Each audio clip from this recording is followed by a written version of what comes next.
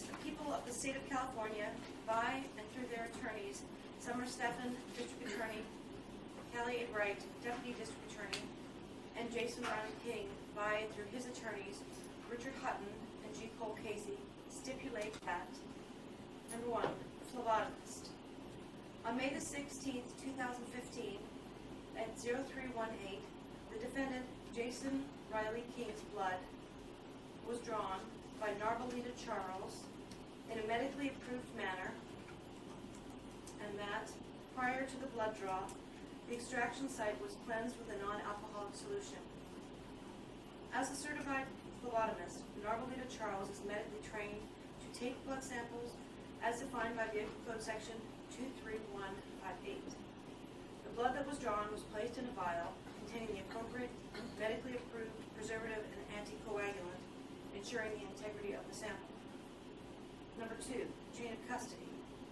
Once CPA Charles drew the defendant's blood, she gave the 2 vials to Officer Capitayo of the California Highway Patrol.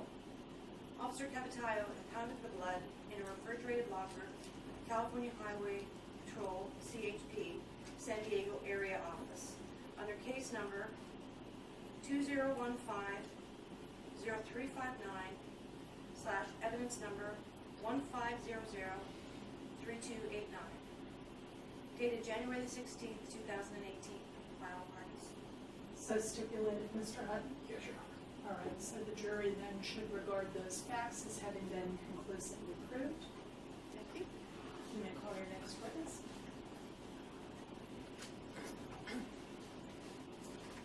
We will call Chelsea Carter.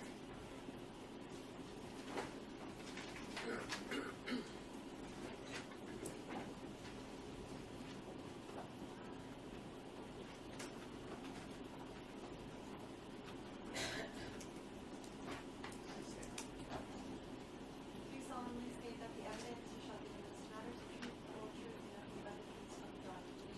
Please be seated at the witness stand.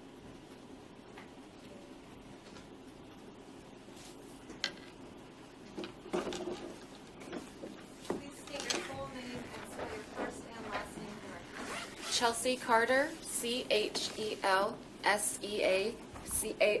Chelseacarter.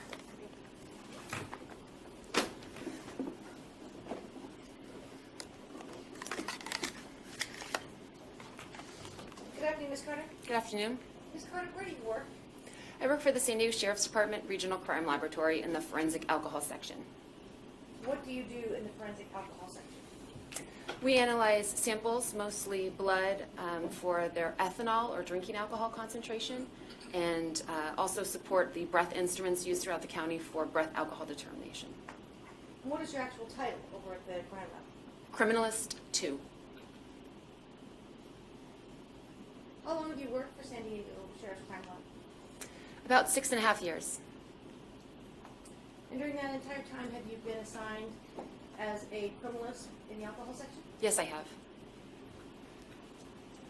Now, in order to get that job, what sort of scientific background did you have to have? Well, at a minimum, have a Bachelor's of Science in one of the core sciences. So my Bachelor's of Science is in Forensic Physics with a minor in Classical Physics, as well as a Master's in Forensic Science with an emphasis in Criminalistics. And after you completed your undergraduate and your master's degree, what was the next thing that you did in your educational set? Well, I did have quite a lengthy internship at the San Diego Police Department in their forensic chemistry, which is their alcohol and solid dose narcotics section, as well as working in the environmental forensic field before I got my job at the Sheriff's Department. And with the Sheriff's Department, you said as a criminalist you're responsible for analyzing samples for ethanol. Is that fair? Yes. And in the 6.5 years that you've worked with the Sheriff's Crime Lab, how many samples would you say that you've analyzed? Somewhere a little above 7,000.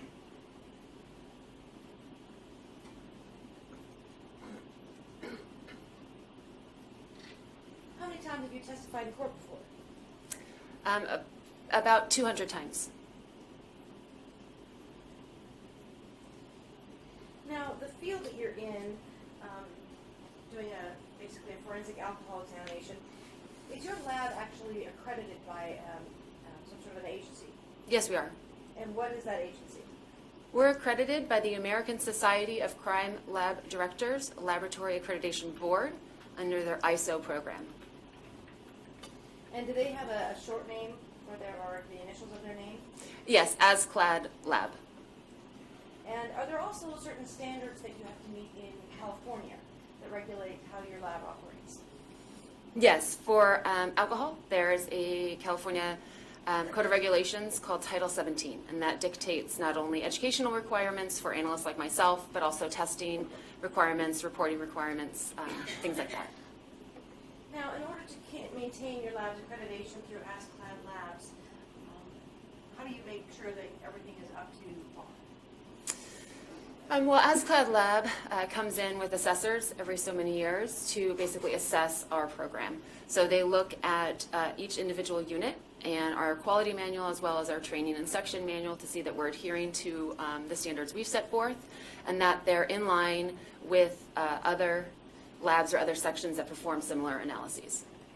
Now, you mentioned that Title 17 under the California Code of Regulations, that's what regulates kind of how you have to maintain kind of your personal accreditation. Is that fair? Yes, it's kind of an addition to an accreditation. So we have requirements by our accrediting body, requirements by our own quality manual, and requirements set forth by Title 17. And you have certain standards or certain, is there a certain many hours of continuing education a year? Or how does that work to say currently what's going on in the labs? As far as Title 17 goes, there is no continuing education requirements, although I am a member of two professional organizations, the International Association of Chemical Testing and the California Association of Criminalists. And both those organizations allow me to participate in online forum discussions as well as attending conferences or workshops or study groups as they're referred to by those agencies. And is it through some of those agencies that you're able to kind of maintain or keep current what's going on in current laws regarding forensic alcohol analysis? Yes. Now, as a part of your training and your background, have you ever participated in correlation studies? Yes, I have. What is a correlation study? A correlation study is basically just an experiment where a criminalist or an individual like myself can correlate or find a connection between one or more variables. So in forensic alcohol, it's dosing or giving volunteers a known quantity of alcohol and watching to see how that affects them, whether it be their performance on field sobriety test or the time at which it takes that alcohol to become fully absorbed, any number of these variables. So I've participated in about 8 or so of those. In the correlation studies, besides watching people kind of get impaired, what are you trying to learn from it and decide something? Basically, we're not trying to reinvent the wheel. We're basically looking in a real drinking population or real volunteers. Are we seeing the same performance and the same times that we are seeing in literature? There's tons of literature out there on forensic alcohol. It's a rather large field. So this is just an opportunity for us to see it essentially with our own eyes. And have there ever been times when you participated in a correlation study and observed people that the information that you got was different from the literature that you read? No.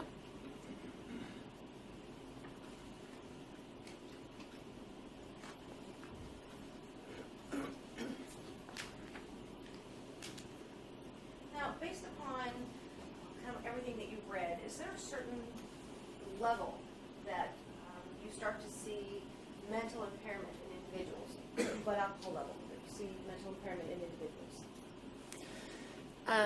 It would be hard to technically see mental impairment. So mental impairment is alcohol impairing the brain's ability to operate properly. So depending on what task was being asked of that individual, it may or may not be apparent.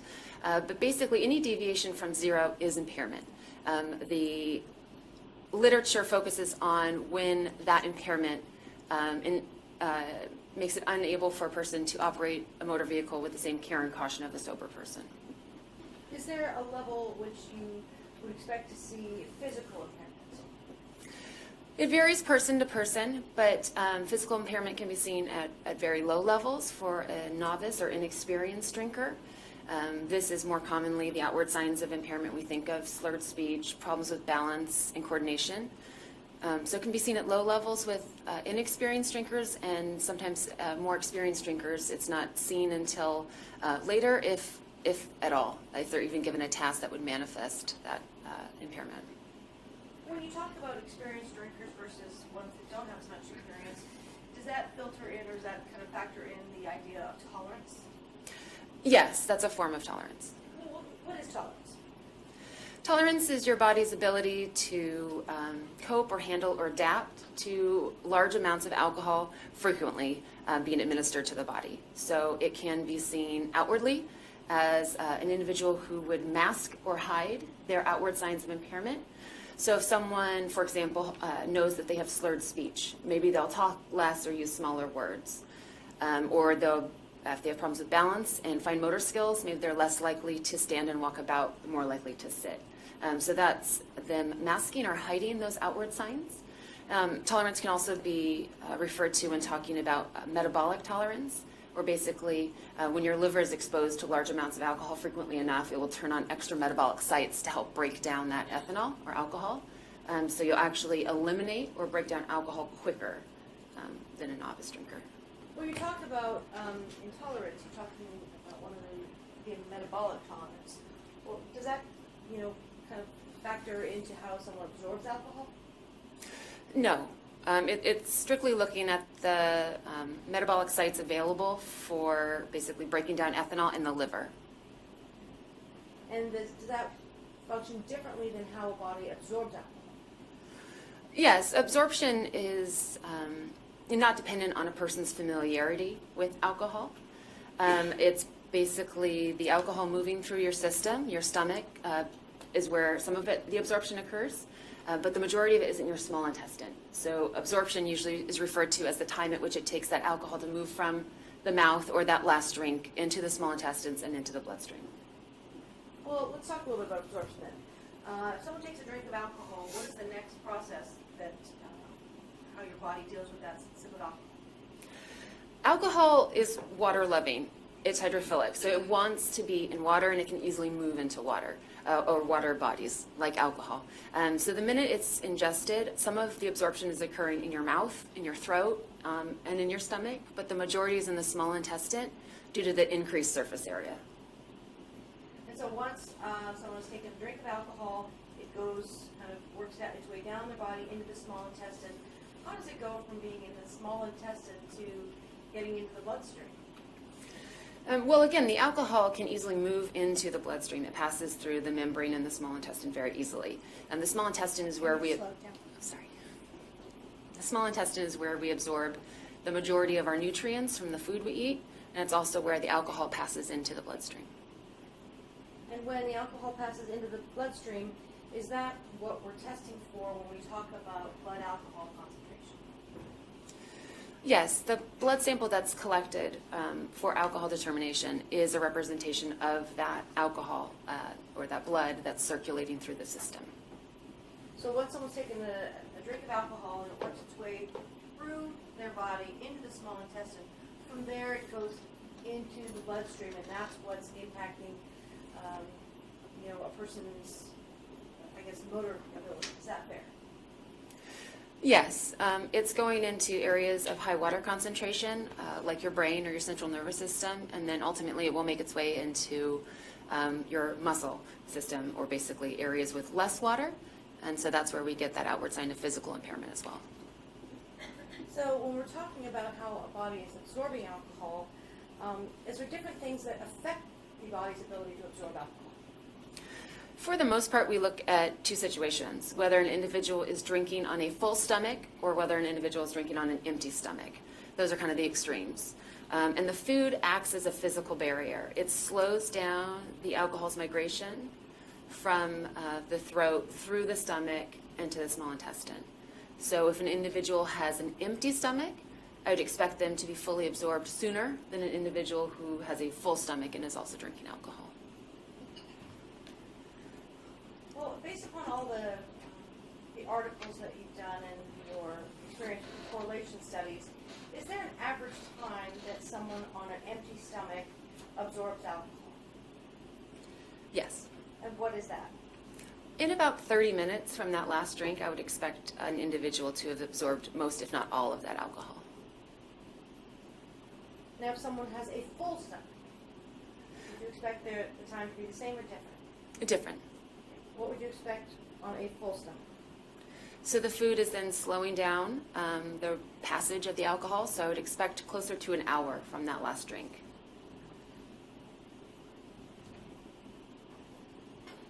But what if you don't know if someone's stomach is empty or full?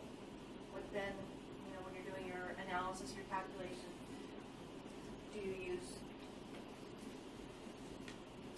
As far as the analysis, the individual's fed state is not important.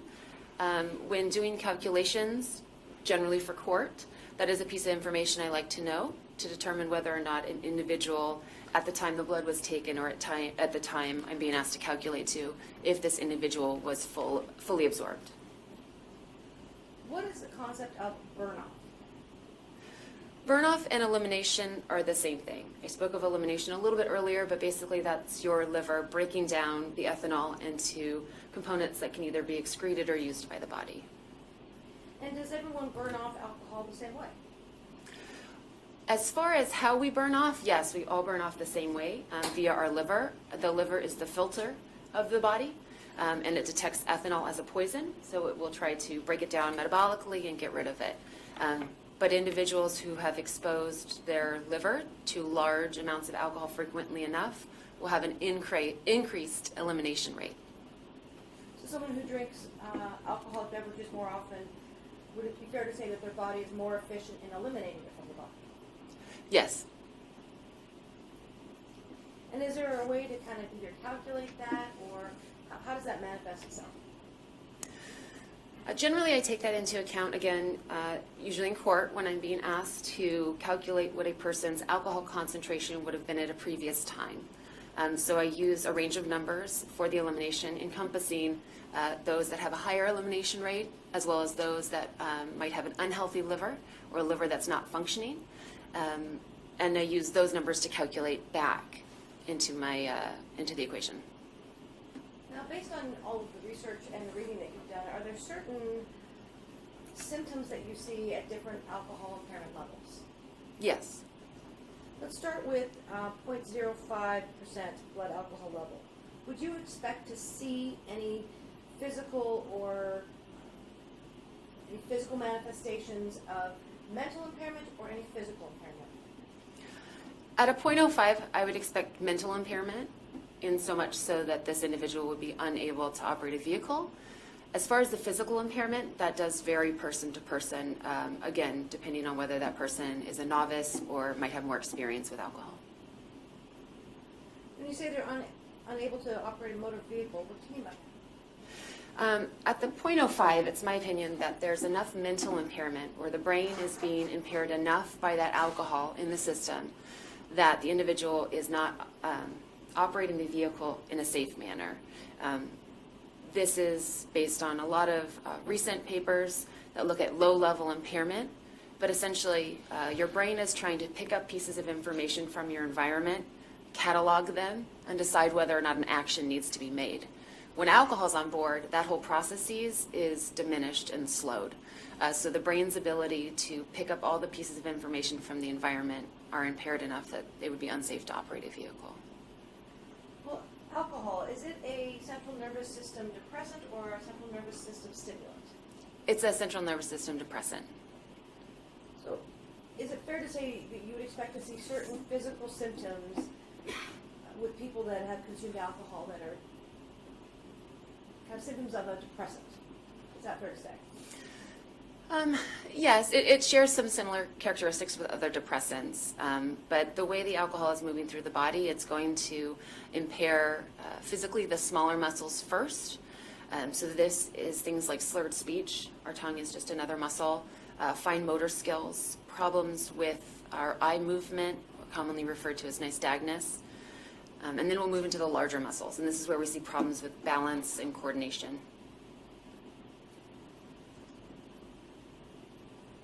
You talked about what you'd expect to see at the 0.05 level. What about when you get to the 0.08% impairment? What sort of signs or symptoms would you expect to see at that level?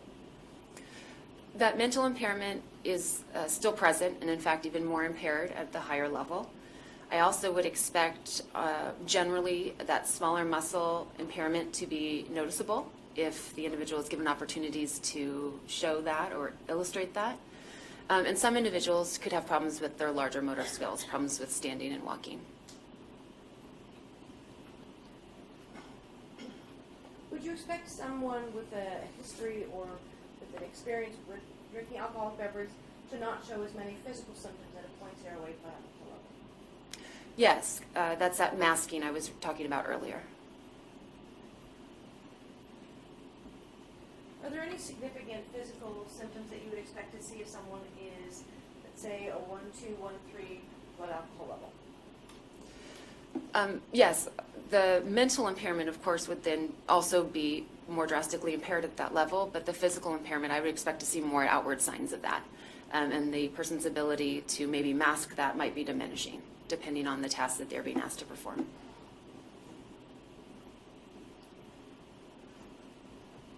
What about when you get to a 0.15 blood alcohol level? What sort of signs and symptoms would you expect to see then? At a 0.15, individuals who are casual drinkers or novice drinkers especially, I would expect to be violently ill at that level. People that have experienced with larger amounts of alcohol are more readily able to even get to a 0.15 or even higher. And that's, again, due to their body's ability to break down that ethanol and function with that ethanol or alcohol being on board.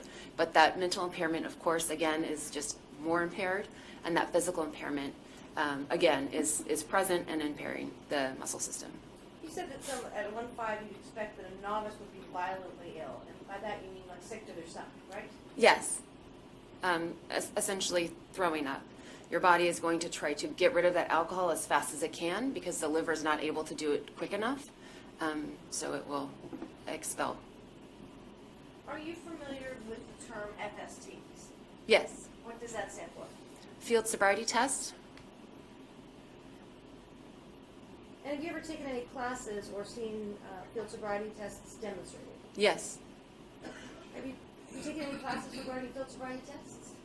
Yes, I've taken 2 courses specifically designed at the administration of field sobriety tests. They're actually officer courses here at the Sheriff's Department. I would just propose an objection to relevancy as it pertains to the facts of this case. Overruled. Courts allowing it going more training and experience.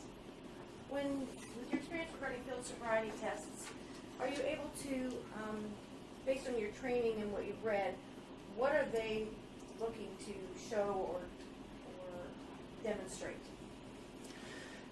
Field sobriety tests were designed to be tools for the officer to use in the field or roadside to determine whether or not they should pursue an evidentiary or chemical test result, like a blood test or a breath test in the county.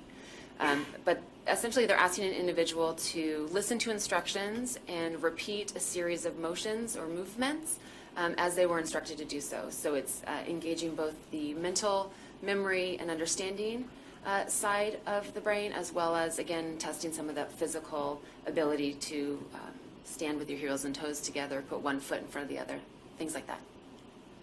Now, with field sobriety tests and with your training experience, I guess what I'm trying to find out is what sort of tasks are they trying to compare to driving? It's not really that linear. It's not that the field sobriety tests were designed to mimic driving behaviors. They're mimicked, or they were created or chosen to elicit the most information from a task so that the officer can make an educated call on whether or not to pursue an evidentiary test. A field sobriety test is easier than operating a vehicle. I mentioned earlier the brain's picking up pieces of information from the environment, and there was a study called the Anacapa study that looked at how many pieces of information our brain's trying to pick up and process while we're driving. And it noted that there were over 1,500 different pieces of information we're constantly processing while driving. This is obvious for some of them, like maintaining separation between the car ahead of you, watching the lights, but we're also looking 2 to 3 lights down. How is the flow of traffic moving? We're gauging a car coming into an intersection. Do they look like they're slowing down in enough time to stop, or do I need to elicit an emergency response? So driving has more pieces of information coming to the brain at once, and the risks are higher. With a field sobriety test, there's no threat of being in a car accident. With the test that you mentioned, it was the Anacapa? Yes. Could you spell that for us, please? ANACAPA, and I believe it was done by the Southern California Research Institute, SCRI. Now, when you're talking about someone having their physical symptoms of impairment, how does alcohol actually affect the body? Starting first with the brain or the eyes. Well, that mental impairment comes first. So again, the brain's processing and understanding of the situation is going to be impaired. The ability then to make a correct decision, whether or not to press the brakes or turn the steering wheel, is going to be impaired. And that's problems with risk-taking or judgment, commonly referred to.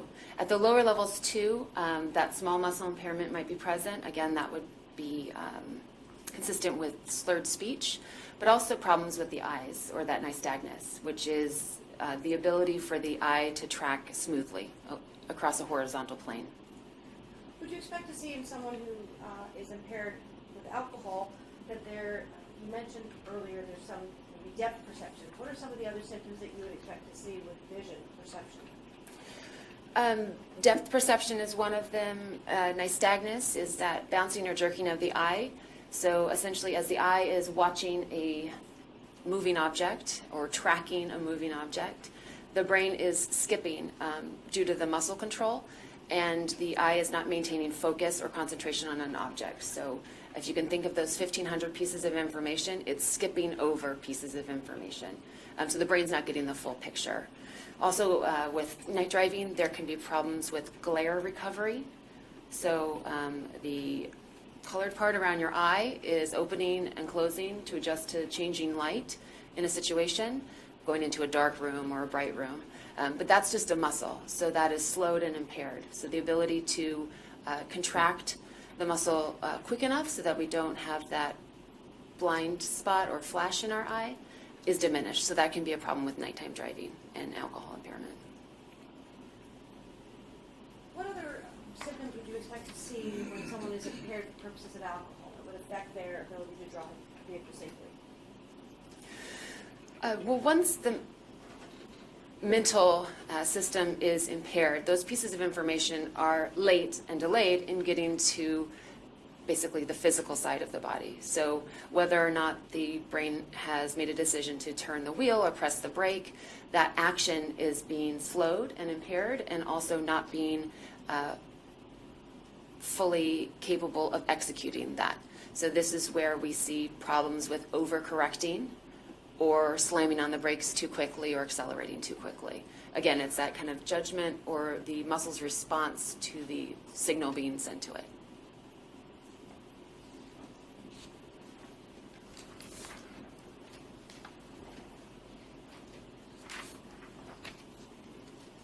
Now, how do you go about testing a blood sample in your lab? We analyze the blood sample on a gas chromatograph, which is essentially a giant oven, and that is used to separate components of a mixture. So we're separating the components that would be in a blood sample, and we're specifically, of course, looking for ethanol or drinking alcohol. And how do you go personally about getting assigned to a specific sample to test it? We go through weekly rotations on different components of the forensic alcohol section. So when we are on fluids, that's when we're assigned to analyze blood samples that have come in over the past week. And then where do you pick up the sample in order to examine it? Property and evidence is a unit attached to the Sheriff's Department, but it does collect and process the evidence that's brought to it from not only sheriff agencies, but outside contracted agencies as well. So, for example, California Highway Patrol is one of our agencies, as well as some of the smaller police departments. So, for example, National City, Escondido PD, all their evidence comes to us for analysis. So once the evidence is at property and evidence unit, us in the forensic alcohol are basically alerted to the fact that there's samples that need analysis, and then we go pick them up. And how many people are assigned to the forensic alcohol unit? 6. Now, when it's your week to examine fluids, how do you start your day to go and pick up samples? With every item of evidence, there comes, of course, paperwork, and that paperwork has information in regards to the incident, the parties involved, as well as the item of evidence and what the officer or the submitting evidence clerk would like tested. So I receive all the requests for alcohol or tox analysis, and I pick them up from property and evidence. Generally, we pick up in batches, so upwards of about 45 samples at a time. How do the samples actually get from the smaller agencies to your property and evidence? For sheriff cases, we have property and evidence clerks that go out to the individual stations and collect it. For those outside agencies or those contracted agencies, they physically drive it to the crime lab or to the property and evidence unit. And when you're looking at a sample to do an analysis, is there a way of telling whether or not that sample itself has been contaminated or destroyed at all? Yes, we have acceptance criteria for items of evidence that we pick up, not only in the forensic alcohol section, but at the crime lab as a whole. And one of the most notable is that it has a basic evidence seal on it that has been unbroken. Now, you mentioned that you pick up upwards of 45 samples at a time, is that right? Yes, How many do you run through the machine at a time? 45 samples. The instrument, we use a Headspace auto sampler for our sampling process on that gas chromatograph, and it can hold a multitude of samples, and it's 45. I believe it's 44 samples, but around there. Well, how do you make sure then that the samples that you pick up from your property and evidence, that they don't somehow contaminate one another when you're doing your analysis? So each item of evidence is sealed individually. Usually it's in a padded mailer, the ones you would get at the post office with the evidence tape on it. I take then those items of evidence or those envelopes back into the forensic alcohol section, which is a secured section that just forensic alcohol has access to. Once there, I take each item of evidence one by one and basically take inventory of what's inside that envelope. Generally, there's 2 gray top tubes or glass tubes containing blood that have gray tops on them. And I basically inventory on each one what I received, how I received it, if there's any spelling errors on the name or any issues, I make note of them. And then it goes into a rack for analysis. When it's time for analysis, that rack goes with me into the analysis room where I pour off a small portion of the blood, so literally opening that tube and pouring a small portion out into a little disposable beaker, a little plastic cup, and I sample from that. At any point in time, would you have a sample, more than one sample open at a time? No. So when you actually have picked up the 44 tubes, and you've gone through and you've created a list of what is there, from that portion then you go on to be analyzed the sample. Is that fair? Yes. And if you notice any sort of discrepancies, is there something, you keep track of that somewhere? Yes, there's a couple places. On that inventory worksheet, I can make any notations again, such as misspelling, or anything I observe about the sample as a whole. And then also in the analysis room, I have what we refer to as the fluid run worksheet, which leaves room for comments if I were to notice anything while sampling that I wanted to make note of. So if there was something unusual or out of the ordinary, where would you make note of that when you're doing your analysis?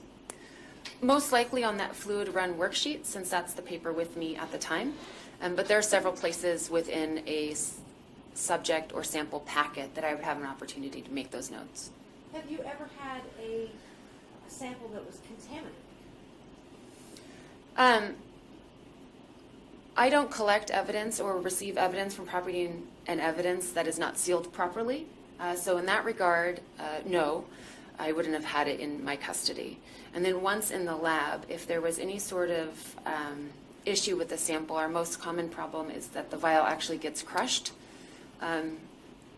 which causes the blood to leak out everywhere. We don't save or collect that in any way. So in that way, it would be blood that had been altered. But the most common issue I see during analysis is a clotted sample, or basically a sample that has too much clotted material, and I just simply homogenize that or blend it to make it one cohesive material. I want to back up a little bit. You mentioned that when you're going through your analysis, you take the top off the tube, and you mentioned the gray top tube. Is that right? Yes, that's correct. What is significant about a gray top tube? A gray top tube is requested by Title 17, the California Code of Regulation, that the blood be collected in a forensically sensitive manner, and that it have an anticoagulant and a preservative. What is the purpose of that anticoagulant and that preservative? The gray top tube is manufactured to have these two components, the anticoagulant and the sodium fluoride, in the tube as we purchase it. So the anticoagulant is to keep that blood in liquid form, and the preservative is to essentially freeze frame the blood and to take a snapshot of the alcohol concentration at the time it was collected, and to keep that true and safe. You mentioned that one of the things that you often run into in doing a blood analysis is clotting. Is that right? Yes. And does the clotting have anything then to do with the anticoagulant or the preservative? No, usually we find this in samples that were not inverted or basically shaken after collection to ensure that that anticoagulant and preservative has kind of evenly mixed through. But it's not coagulated or in one large chunk. It's usually still liquid form with some pieces in it. So to keep that in all liquid form, we homogenize it or break apart that solid material. And is that something, if you got a sample that was clotted like that, is that something that you make note of on your fluid run worksheet? Yes. And how often have you dealt with that in your 6.5 years? It's fairly infrequent. Once a month? More often, less often? Probably a little less often. I would say maybe once or twice every 200 samples.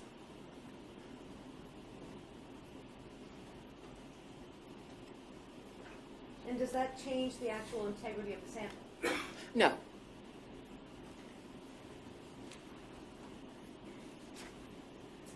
Now, once you've actually poured out from that gray top tube a little portion of blood into a plastic beaker, is that fair to say? Yes. After you've done that, what do you do with that plastic beaker?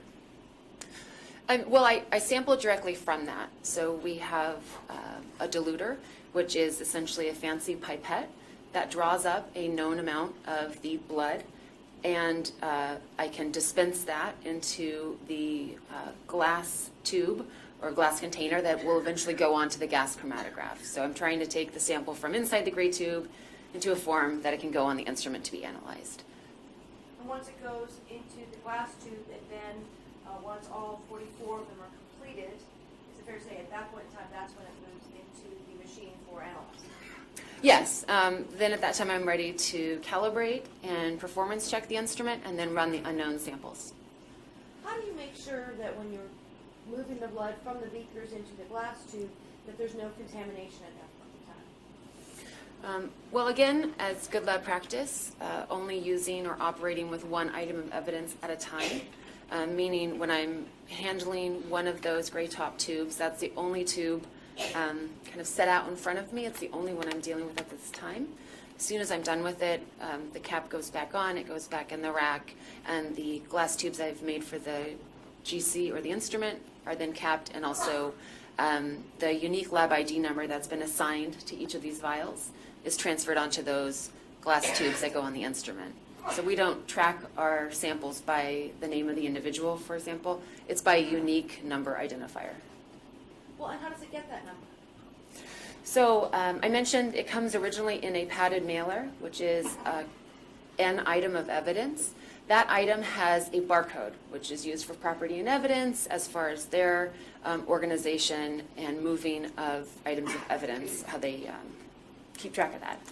When I receive that item and I cut it open, I assign essentially a derivative to whatever's inside. Usually it's 2 gray top tubes, so they get assigned the derivatives of the parent barcode number, 0.01, 0.02, and so on if there were more samples. So those unique numbers stay with those blood vials as they go through the whole process, and that's the number I use to track on our end in forensic alcohol, the process. And so when you're doing the analysis, are you testing blood from each of the samples within each envelope, or just one of the samples within each envelope? If 2 tubes or more are received, we generally take the tube that either has the most correct information, so it's not missing maybe a date on it, for example, or the tube that's most full. But yes, we only analyze generally the 0.01. When you're looking at the 2 samples within an envelope, are you also looking at their labels to match the outside of the envelope? Yes, that's part of that inventory step. So when I cut open that item of evidence, I'm looking to see that the information on the vials match not only the information on the outside of the packaging or that manila envelope, but that also matches the paperwork. So am I dealing with the correct sample, and what analysis is being asked of it, so that I can route it appropriately. And when you're doing alcohol analysis, then once you've got an entire 44 samples in glass vials, then you put it through your machine, is that right? Yes, once I've calibrated and performance checked the instrument, it will then automatically sample the remaining unknown subject samples. Now you mentioned that you have to calibrate the machine. How do you go about doing that? Title 17 dictates that we calibrate our instruments any day unknown or subject samples are run. So we do that at the start of every analysis. And we calibrate using a 5-point calibration curve, which means we program the GC or the gas chromatograph to read alcohol concentrations at 5 different levels, from low to high. And then we performance check that. So once we've calibrated the instrument, we said this is what a 0.08 looks like response-wise, this is what a 0.10 looks like response-wise. We then check it with known ethanol standards. This is all done with known purchased ethanol or alcohol standards. Once that has passed our agreement criteria as well as our accuracy criteria, we can then run unknown samples. When you're doing that calibration check, at that point in time, would it be fair to say if there was something wrong with the machine, you pick it up at the point of the calibration? Yes, if the instrument does not calibrate properly, of course there's some troubleshooting that goes along with that, but no unknown samples are run. And how often, besides the daily calibration when you're working on the machine, is there any other sort of maintenance that you're required to do to keep up your accreditation and make sure the machines are working properly? Yes, we do preventative maintenance. I believe it's every 6 months, changing some of the things, the components on the inside, like the column, which is being used to separate the components of that mixture, and anything else that might have gotten dirty during the analysis of several thousand samples. How does the machine then, once you put everything into the machine, how does it go about then figuring out what the blood alcohol content of the sample is? Well, I mentioned earlier we calibrate the instrument and then run a set of performance checks, and that gives us, or basically tells us, the response, the electrochemical response I would expect to see based upon ethanol contained in the sample. So for unknown samples, that's the part we don't know, and we're basically looking to see the response of the gas chromatograph and how that compares to our calibration. And through that comparison, we can assign a value or a concentration to it. When you put the samples into the machine, is the machine actually separating out molecules within the sample to figure out which ones are alcohol and which ones are blood? Like, how does that work within the machine? Right. So we use Headspace sampling or analysis. I mentioned the little portion of blood gets put in those glass tubes. Those glass tubes get put on the GC, or the gas chromatograph. They're then heated up. As they're heated up, any volatile ethanol being a volatile or alcohol being a volatile, wants to evaporate into the air or the headspace directly above that blood sample. So we're actually sampling from the gas that's contained in my little glass tube, not actual blood. You can do that. It's a different method. We're just set up for headspace analysis. It's slightly cleaner and it gives us a little bit better resolution. But once that gas sample is inserted or injected into the gas chromatograph, it goes through a column, which is a tiny hollow tube, the thickness of a couple of hairs. And as it does that, the molecules are being separated by molecular weight. So you can think of it if a bunch of people started a marathon at the start line, we're all going to be together initially. Then the race is going to start. We're going to travel down the path. We're going to go down the column. And based upon our fitness level, we're going to start spreading out. The faster, lighter people will generally move towards the front, finish sooner. The heavier, slower people, the larger molecules will hang out towards the back, and they come off later. So we're looking at the time at which these volatiles come off the column, and then, of course, the response, how much. So that's how we know we're looking for ethanol, and then we can assign a value to it, like a 0.08 or a 0.10. And is it fair to say that the machine, once it does this testing, once it tests the gas in the headspace, it will actually give you the numeric value? Is that fair? Yes, our method is set up to mathematically determine that and then print it out on a printout. Are you also familiar with the term uncertainty of measurement? I am. What does that have to do with your job and your analysis of blood samples? So each sample we analyze twice as per Title 17. So we ultimately get two results that come off of the instrument. We then have to, or we take into account any sort of fluctuation or error or differences in accuracy that have been attributed to that sample. So for uncertainty of measurement, for example, we look at the uncertainty of measurement of the standards we've purchased. What's the plus or minus that manufacturer has assigned to that nominal value? We then look at historical data of quality control standards to determine if any, variance in analysts performing the analysis, whether we used instrument 1, 2, 3, or 4, did that have any effect on the overall product? So taking all these factors into account, we basically boil it down to an uncertainty of measurement. And that's a confidence at which we can say the true value lies within this range. And is that something that's determined for each sample individually, or is that just a number that gets added or subtracted to the samples based upon kind of a lab criteria? How does that work?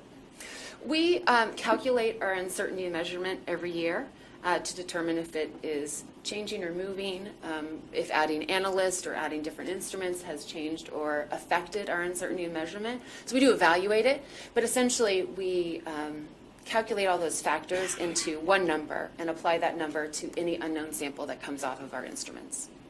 So is it fair to say then, when you're dealing with this uncertainty of measurement, you'll get a number that may come off your machine, but then you add or subtract this, I call it a fictional number, to get a final result. Is that fair to say? Well, the number we get off the instrument is the measured result of the sample that was provided to it. It is what it is. It is the number or the measured result.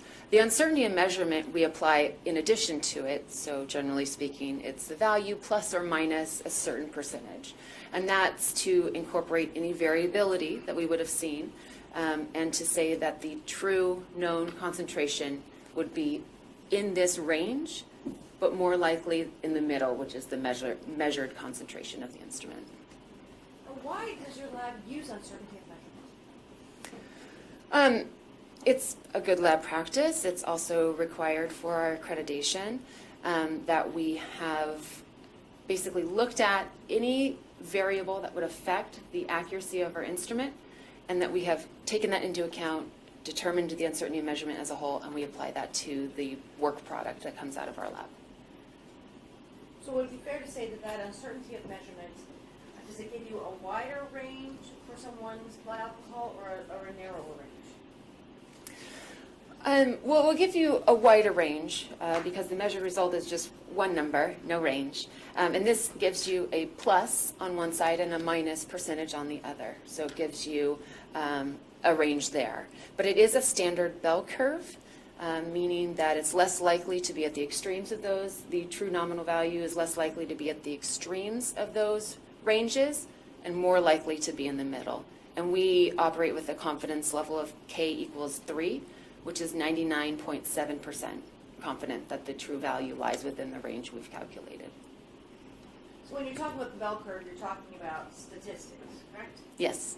You're talking about that lovely curve, and is it fair to say that what you've done with your uncertainty of measurement is included a lot more spaces in the curve rather than just resting upon the middle? Yes, we're factoring in, as I mentioned before, the difference an analyst would have on a sample, an instrument, a diluter, or that pipette I was speaking of, as well as the uncertainty of measurement that is in the alcohol standards we purchase.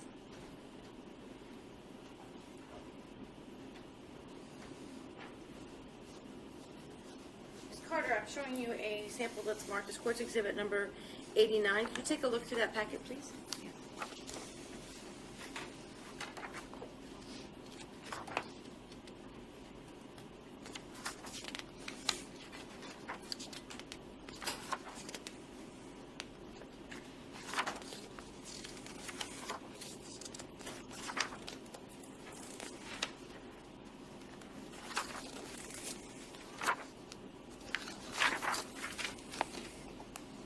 Do you recognize that packet? I do. How do you recognize it? This is essentially what we refer to as a case packet for an individual subject's sample. And is there a signature on there that you recognize? Yes, this is the sample that I've analyzed. And after you analyze something, does it actually get some sort of a technical review after you've analyzed it? Yes, we have a technical and administrative review process, which needs to be completed by another proficient analyst in my section. And does it show on that sample, is it given a name that you analyzed? There's a subject name, yes. The subject name on that one? Jason King. And does it say the incident date? The incident date on my report is May 16th, 2015. And is that a sample, was there anything about that packet that you have that would tend to make you think that there was any sort of discrepancies or contamination or problems with that sample that you received to analyze?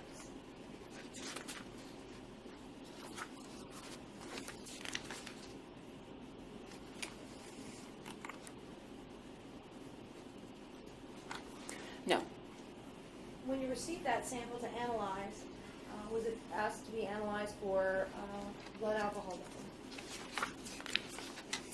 Yes, blood alcohol concentration was requested of this item. And was there anything about that lab packet that you have in front of you that would make you believe that there was something different that you did with that sample as opposed to every other time you've done a blood analysis?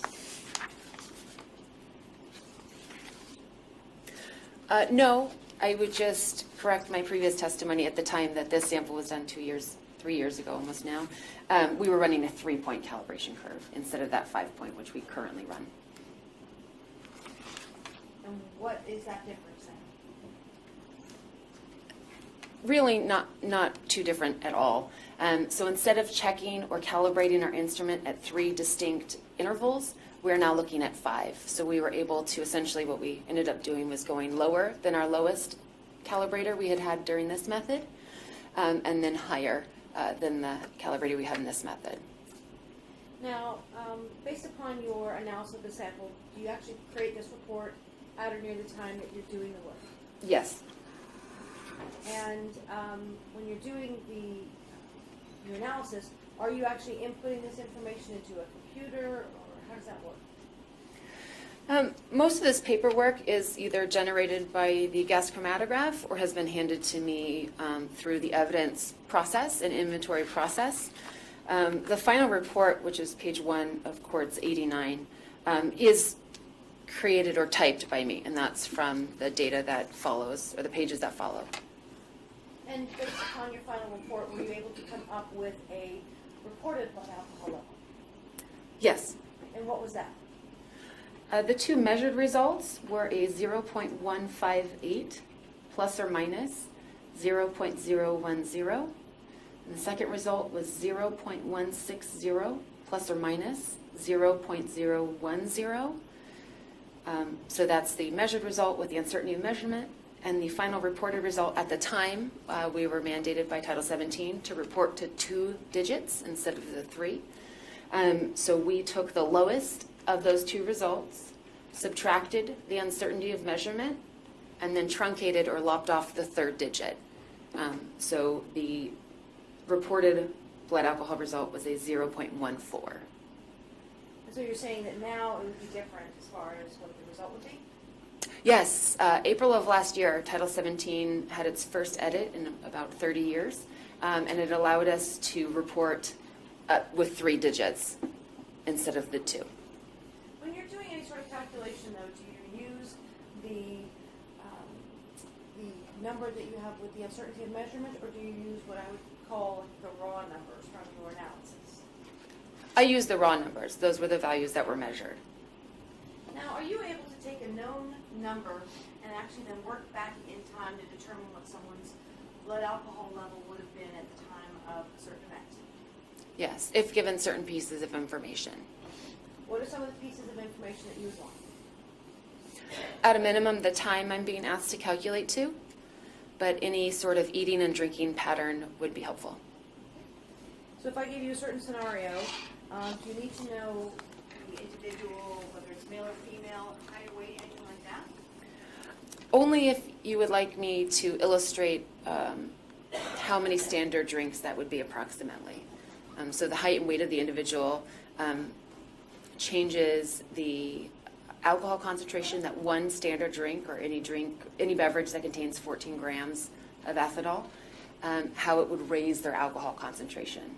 A bigger person, it raises them less. A smaller person, it would raise their alcohol concentration more.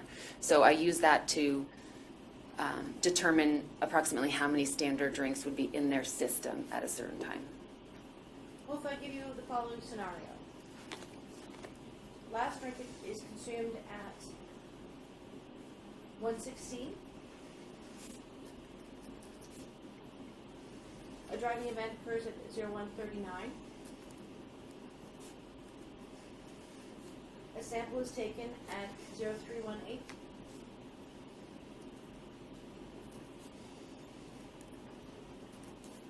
The reported values are the 0.158 plus or minus 0.010 and the 0.160 plus or minus 0.010.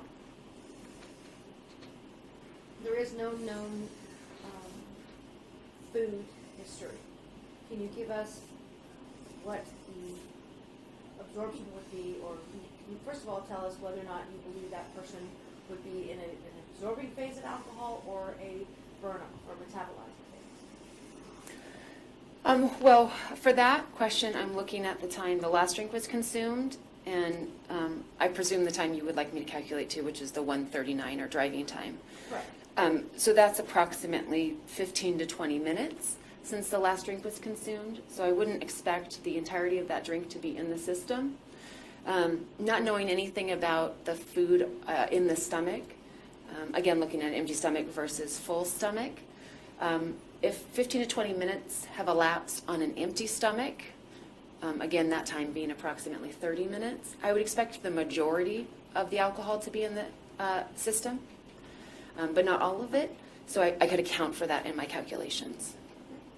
Well, if we start first and account for an empty stomach,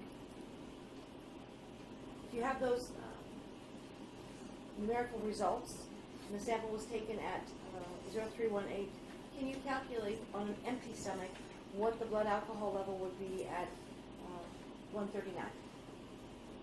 Yes.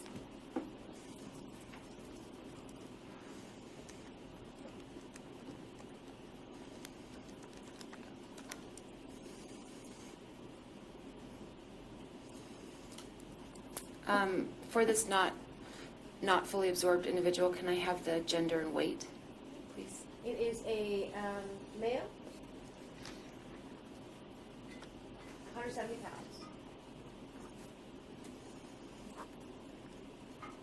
I would object to hypothetical that no evidence Sustained.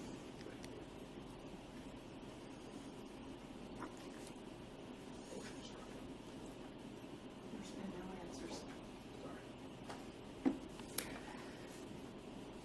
In the hypothetical, I can give you that it was a male.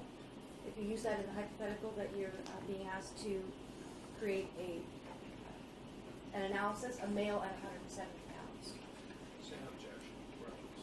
Sustained. Commissioner Cyber, you're on? Yes. Ms. Carter, if you would use the drinking pattern that I provided to you, or sorry, the timing that I provided to you, as well as the sample results that I gave to you, and use the fact that it is on an empty stomach of a male. Is that information that you can then tell us what the blood alcohol level was at 0139? I can qualify my answer, yes. Great, you good? Okay. So for these calculations, I start at the chemical test result, the measured result, and I factor in the uncertainty of measurement. So subtract that from the lowest result and add it to the highest result. Again, give me that widest range possible. I then calculate back in time, or add in for the burn-off or elimination that would have occurred between the time of driving, or 139 in this instance, to the time of the blood draw. Then I look to see whether or not this individual would be fully absorbed. So is all the alcohol that was consumed in this person's system at that time? With only about 20 minutes being at the time from the last drink. Again, for an empty stomach, I would expect the majority to be in there. So I would probably only subtract maybe a half of a standard drink. If this had been a full stomach, and again, only 20 minutes from the last drink to the time of the driving or officer contact, I would take out maybe a whole entire drink. So it's assuming that that last drink, or that last half of drink that was consumed, has not yet entered the system that 20 minutes later. So starting with the calculation and adding in for elimination, I would put this individual to be about a 0.16 to a 0.20. And then to take into account that alcohol that might not be fully absorbed, for a male, somewhere around about a 0.02 per standard drink. So taking out half of that would be subtracting a 0.01 from those numbers, and taking out a whole drink would be subtracting a 0.02 from those numbers.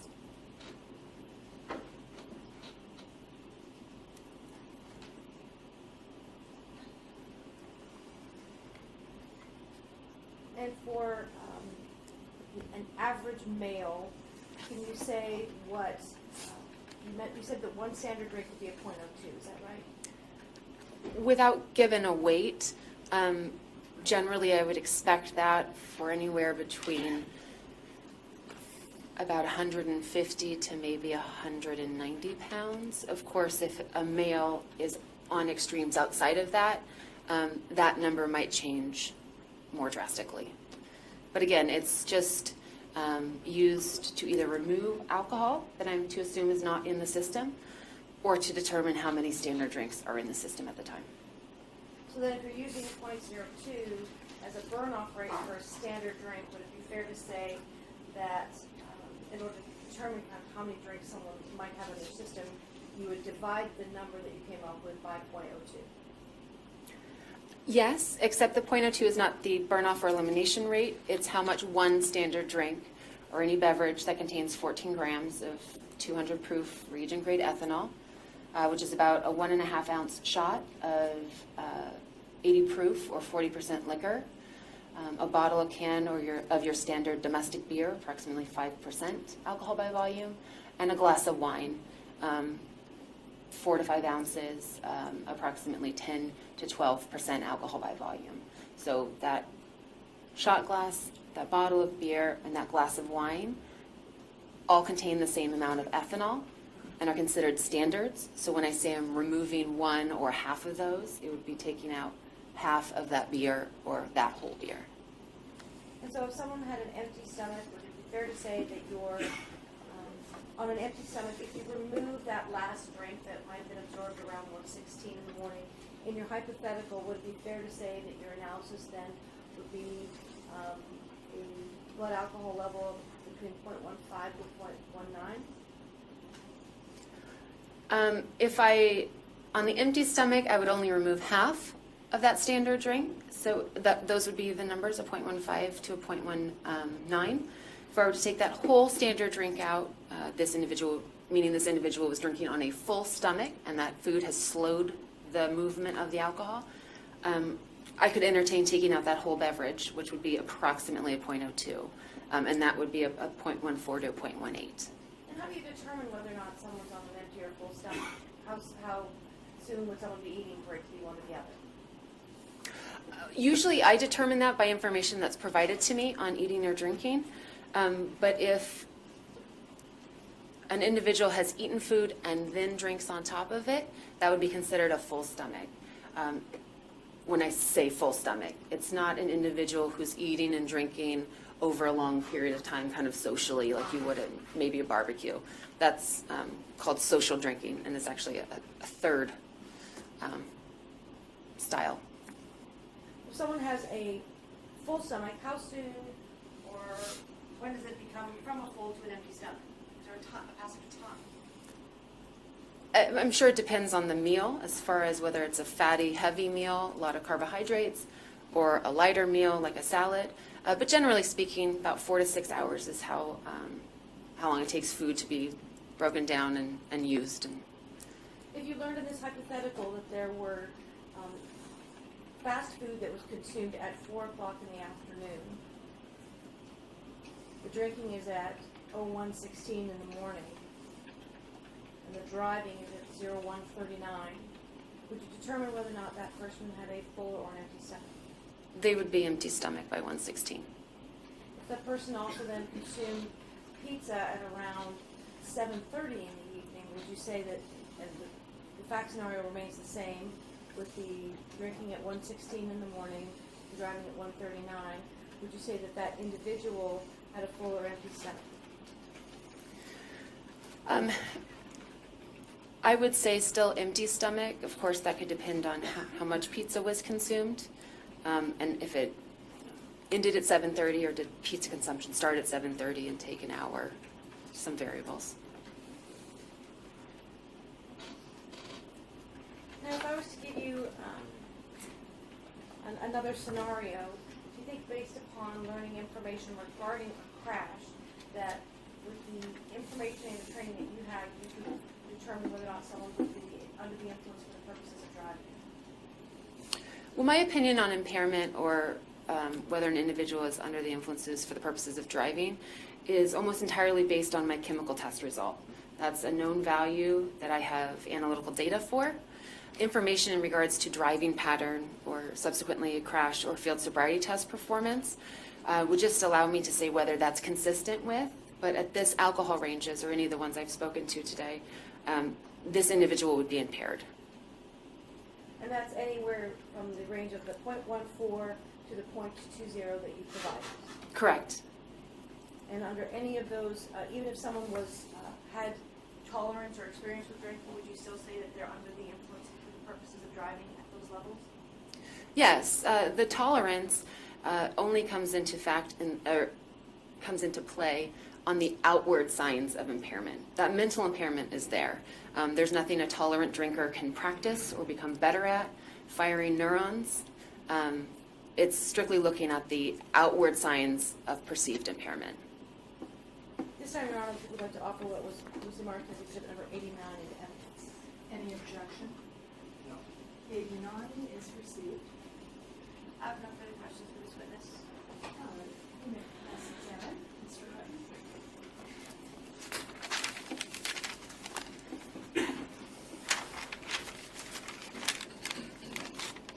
Good afternoon. Good afternoon.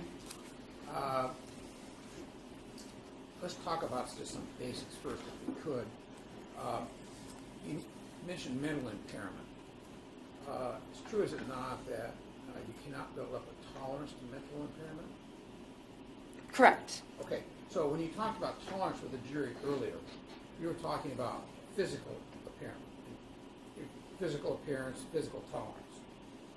Yes, I hope I cleared that up at that last question from prosecution, but it's looking at the physical outward signs of impairment, or metabolic tolerance we spoke of earlier. And someone that drinks regularly might be able to walk a straighter line, might not slur their speech as much, might not stumble as much. Correct. Am I right? Yeah, they could easily be tolerant and masking those effects, or in correlation studies in my ride-along or driving experience with the California Highway Patrol, some individuals are just better at balance and coordination tactics than others. As far as mental impairment goes, no one can build up a tolerance by drinking a lot to mental impairment. That's true, isn't it? That's correct. The brain's being impaired by alcohol. And is it your opinion then that everybody's under the influence of 0.05 blood alcohol level for purposes of driving? Yes, that is my opinion. And that's based on mental impairment, not physical impairment. It's based on literature looking at that low-level impairment. There's been more looking at levels below the 0.08 or the legal limit. Also, there's organizations that support lowering the alcohol concentration to a 0.05 based upon impairment. Yes, primarily it's looking at mental impairment, but novice drinkers could have some physical impairment there too. I understand, but it's basically based on mental impairment. Yes. Okay. And what, as the blood alcohol level goes up, you see more mental impairment. Yes, the brain becomes more impaired. At low levels, you would expect to see someone have increased self-confidence, maybe a decrease in their inhibitions. Yes. Maybe they might have some diminution of attention, judgment, control. Yes, those might be things. And those would be things you expect to see 05, 06, 07. Yeah, at about those ranges. Okay, so tell me what else you expect to see, let's say, between a 0.05 and a 0.08, which is the legal limit. Problems with judgment, risks-taking behavior, nystagmus, or the bouncing or jerking of the eye. That kind of touches on both the mental impairment and the physical impairment, as it's looking at the impairment of alcohol on the ocular nerve, as well as the impairment of those small muscles around our eye that help move our eye. Problems with processing information and making a correct call would be impaired at those levels. Slow information processing. Yes. And then as you get higher, let's say above an 08, between an 08 and a 15, you expect to see significantly more mental impairment. Am I correct? Yes, the mental impairment would be more.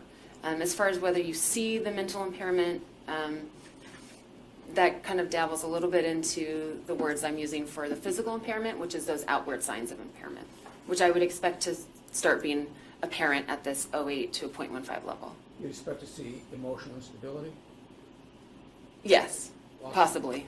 loss of critical judgment, Yes. impairment of perception, Yes.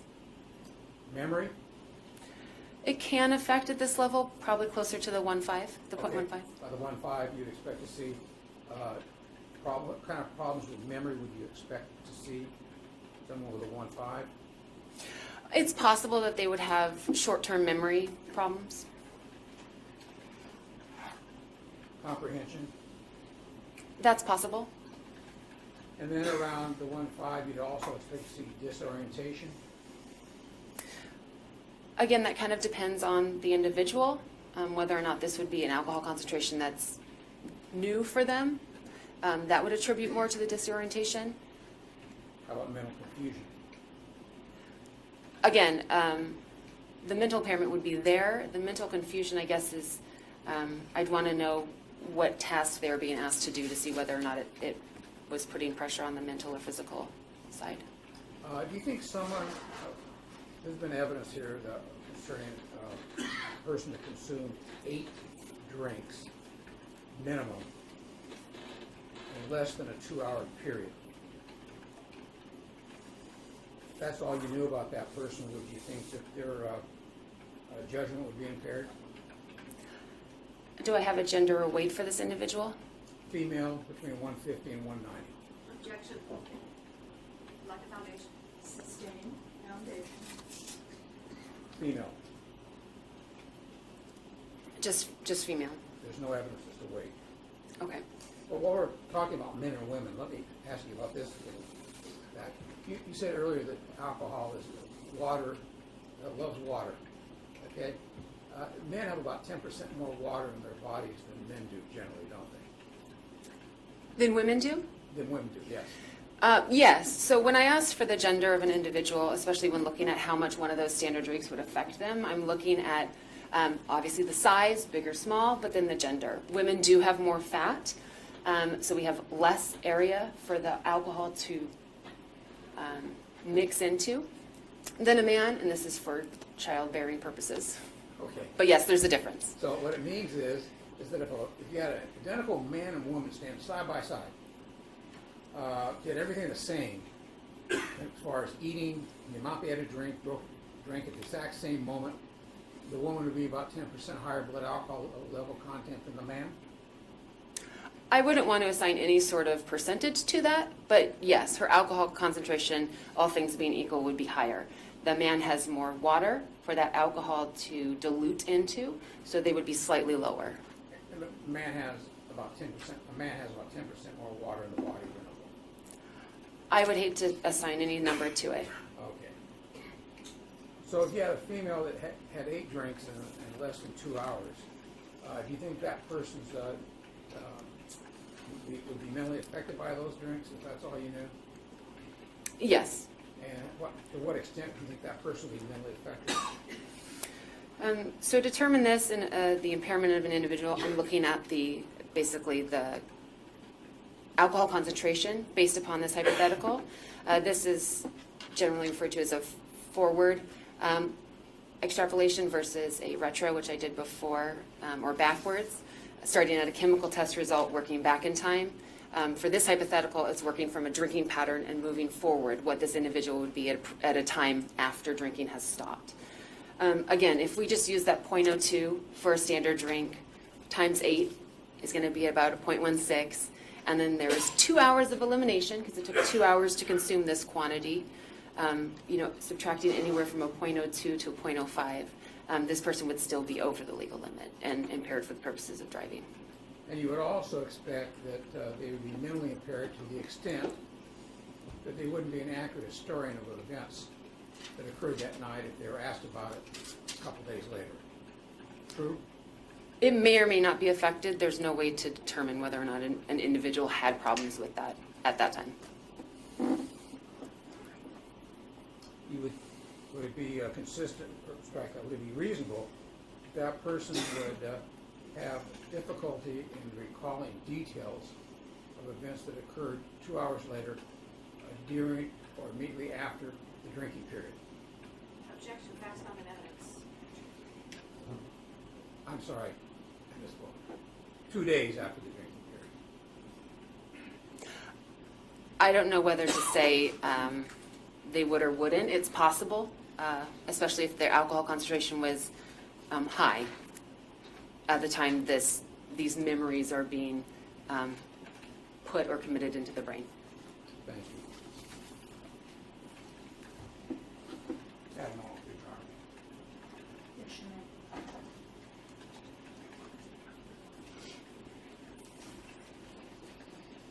Honor.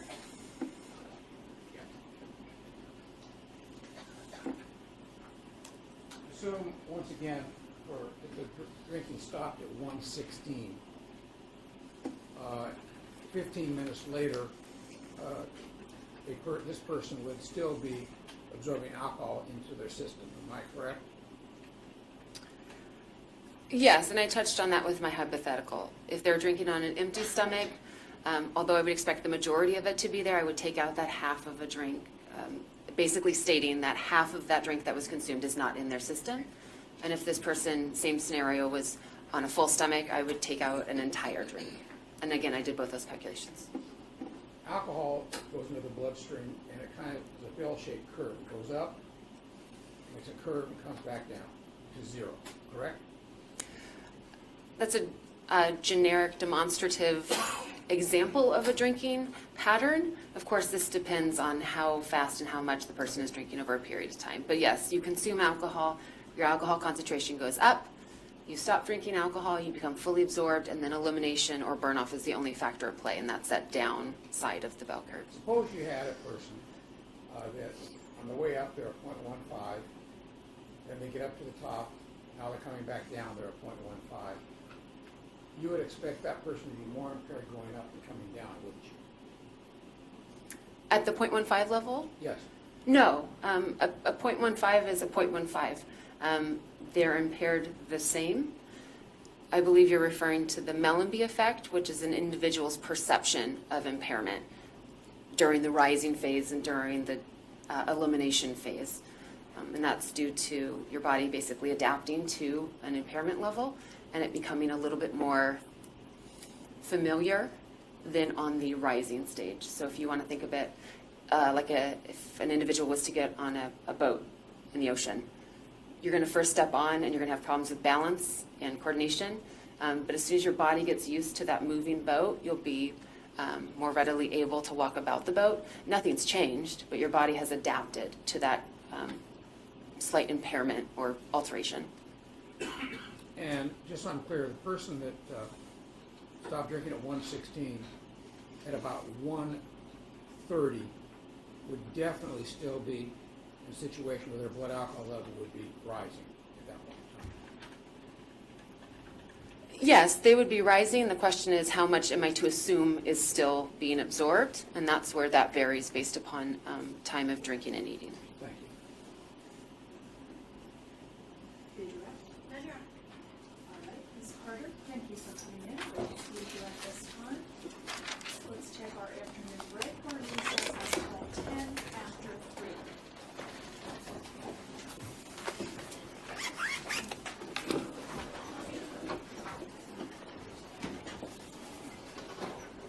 Okay, remain seated. Come to order. This court's again in session.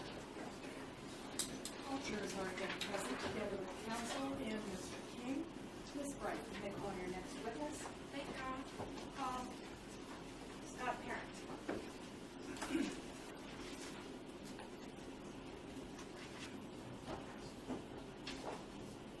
you solemnly state that the evidence shall give this matter the truth, the whole truth, and nothing but the truth, so do not? Please be seated at the stand.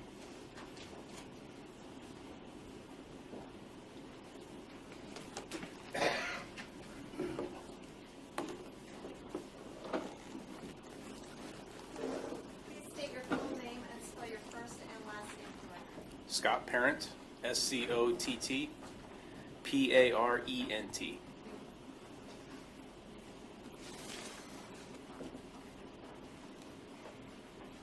Good afternoon, Officer Parent. Good afternoon. Officer Parent, where do you work?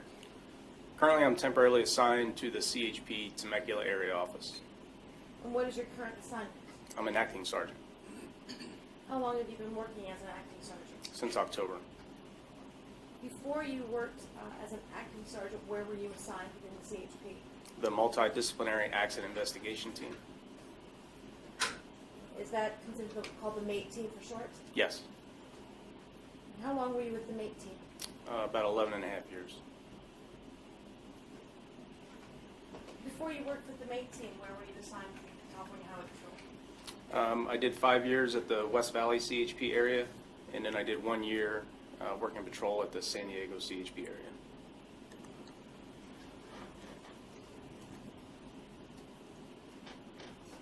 So would it be fair to say all total of your career with the California Highway Patrol is somewhere around 17, 18 years? Yes. Now, before you worked with the California Highway Patrol, did you have any other a degree or any other work experience? I actually got I was in the military, but I got my bachelor's in science in civil engineering from San Diego State while I was with the Highway Patrol. You were in the military. What was your job in the military? Military police.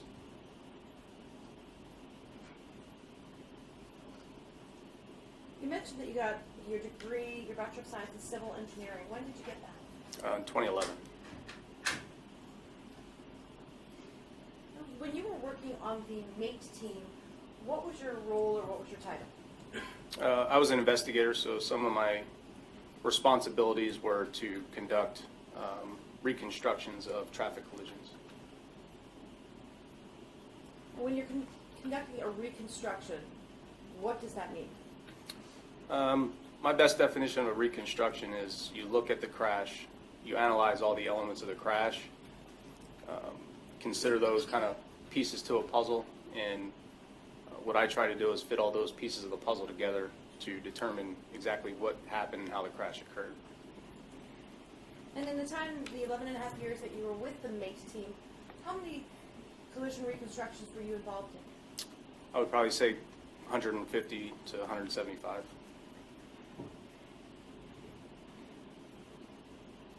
Now, when you were working with the MATE team, was there a certain kind of role that you took within the team? How did that work? Normally, there's 3 of us as investigators, and we're pretty much multifaceted. We can do all elements of the reconstruction. Typically, I would do calculations and download airbag control modules from vehicles. So in order to actually do a collision reconstruction, what sort of training do you have to be able to put the pieces together? So in order to be a reconstructionist and certified with the department, we have to go through all the traffic collision courses that are offered by the department. Those include the initial accident investigation training at the academy.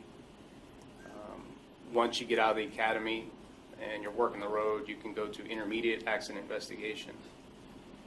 And then for those who want to continue their career in accident investigation, they have to complete advanced accident investigation. There's a math and physics course, and then there is 2 series of traffic accident reconstruction classes. And at any point in time during any one of those classes or those courses, do you actually have to take tests to determine whether or not you move on or you graduate that class? Yes, once you complete all the classes, you become a MATE associate and you're mentored by a full-time MATE investigator for 1 year. As long as you can show proficiency in reconstruction after a year, then you go to the academy and you take an 8-hour test, half written and then half as a practical. And then once you pass that test, you're then certified as a traffic accident reconstruction specialist with the Highway Patrol. How many hours would you say that you actually spent in those courses and training in collision reconstruction? Well, in my career, I probably have over 2,000 hours of reconstruction training.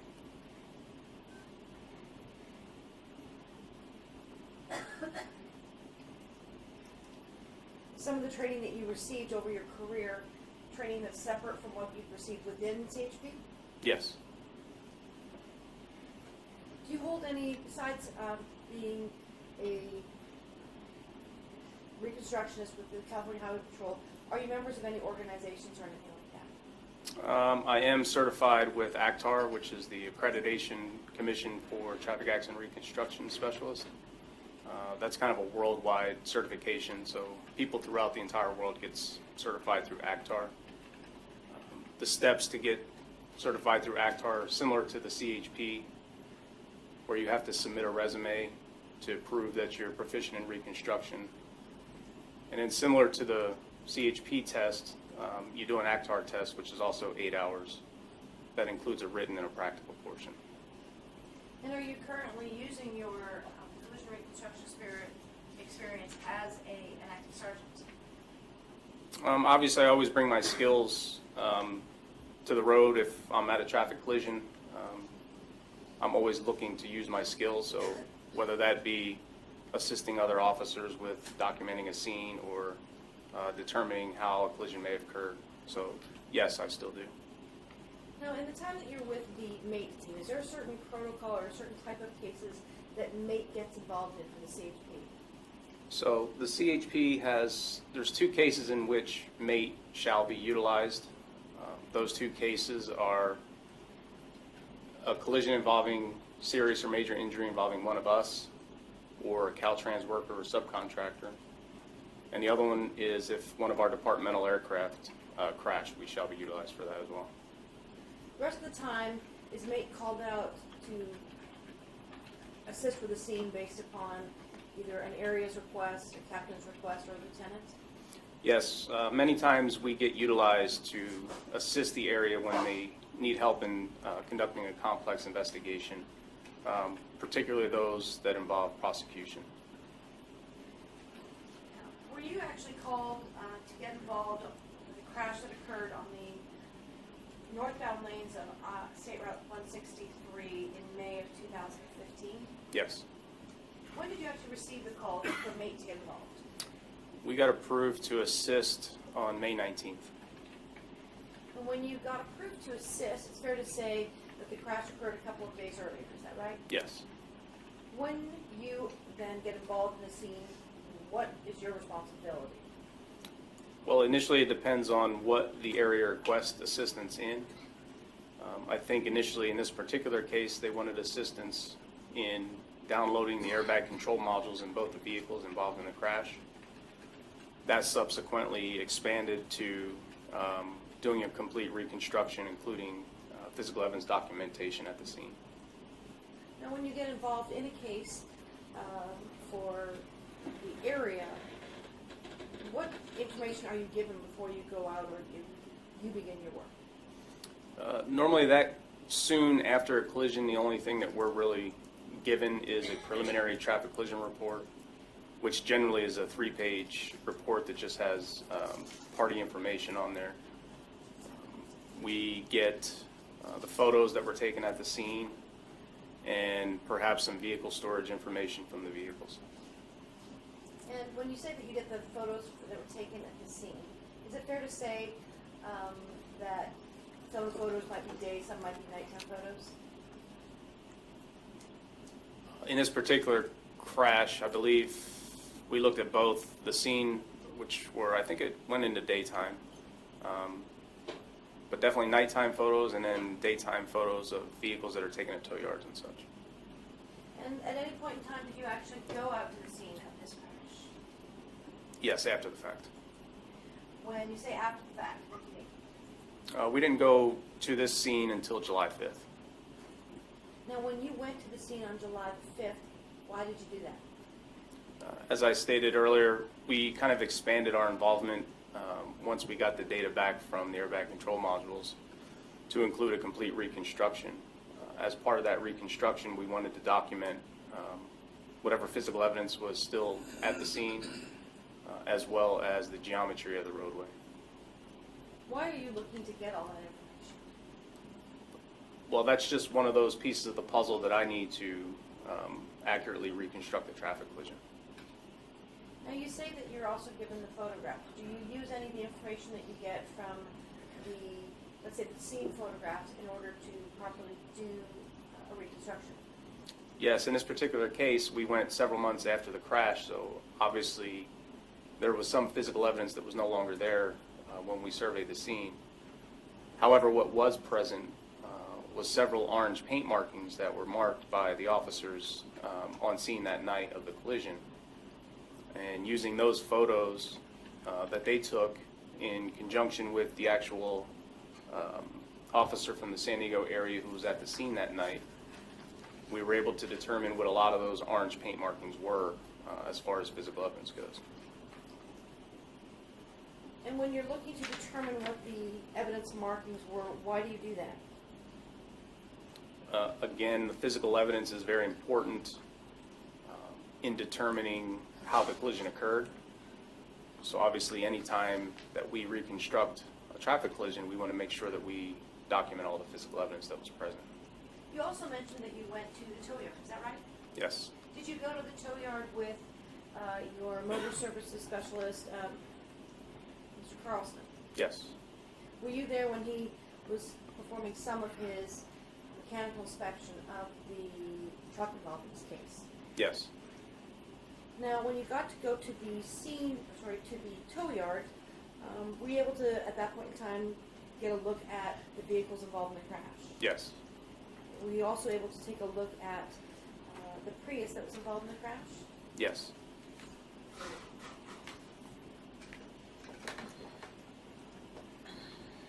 Now, what, if anything, do you do with the vehicles when they're at the tow yard? What do you need information from them?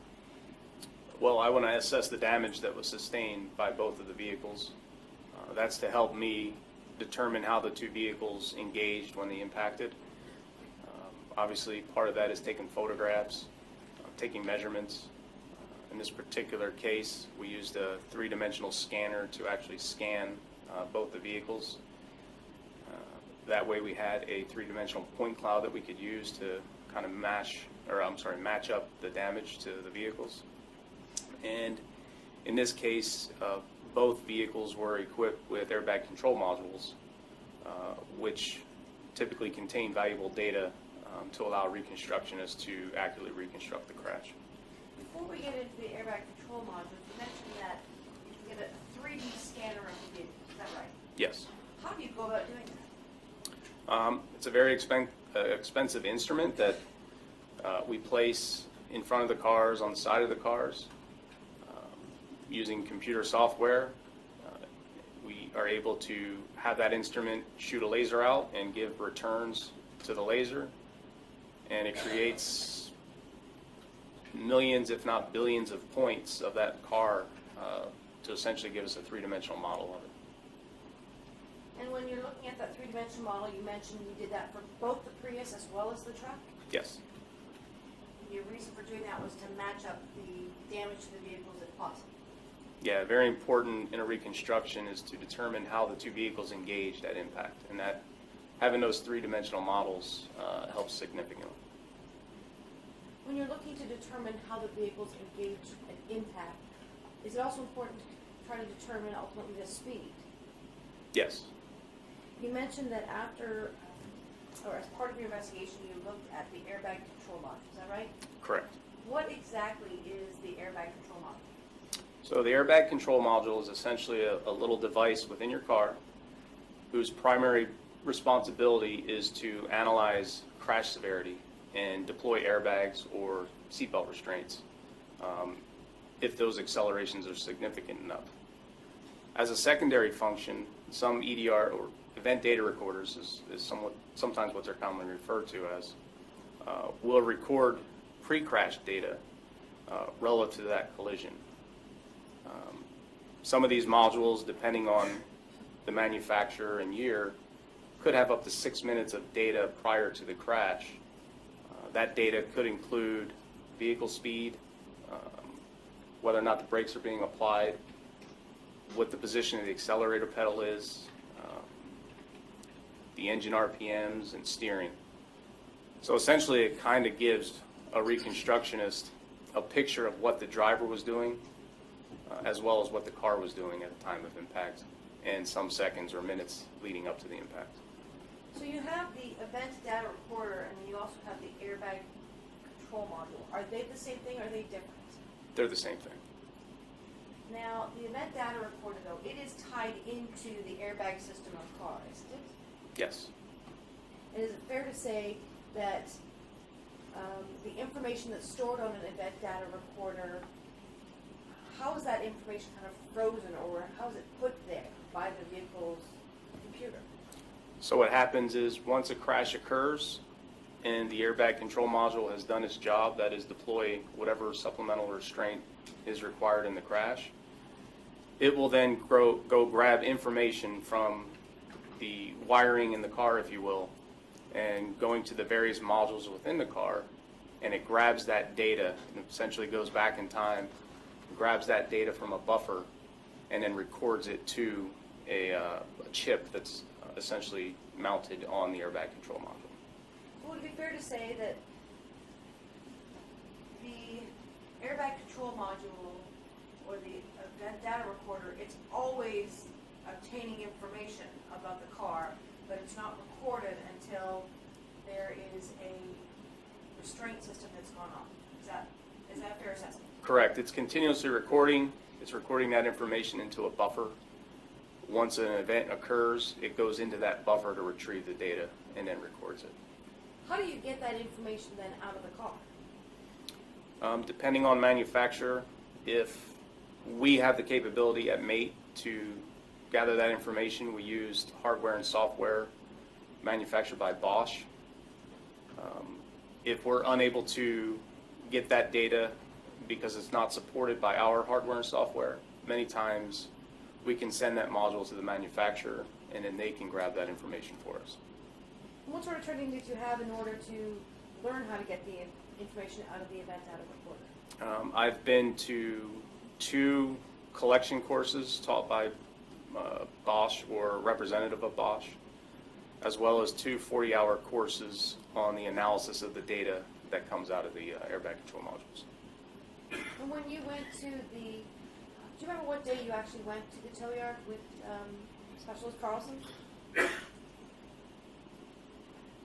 I do not. I know that the F-350, that module was not supported, so we had to send that to Ford. So there was some communication with Ford on how to go about getting that module. So it probably would have been a couple of weeks, if not more, before we actually went to retrieve the module.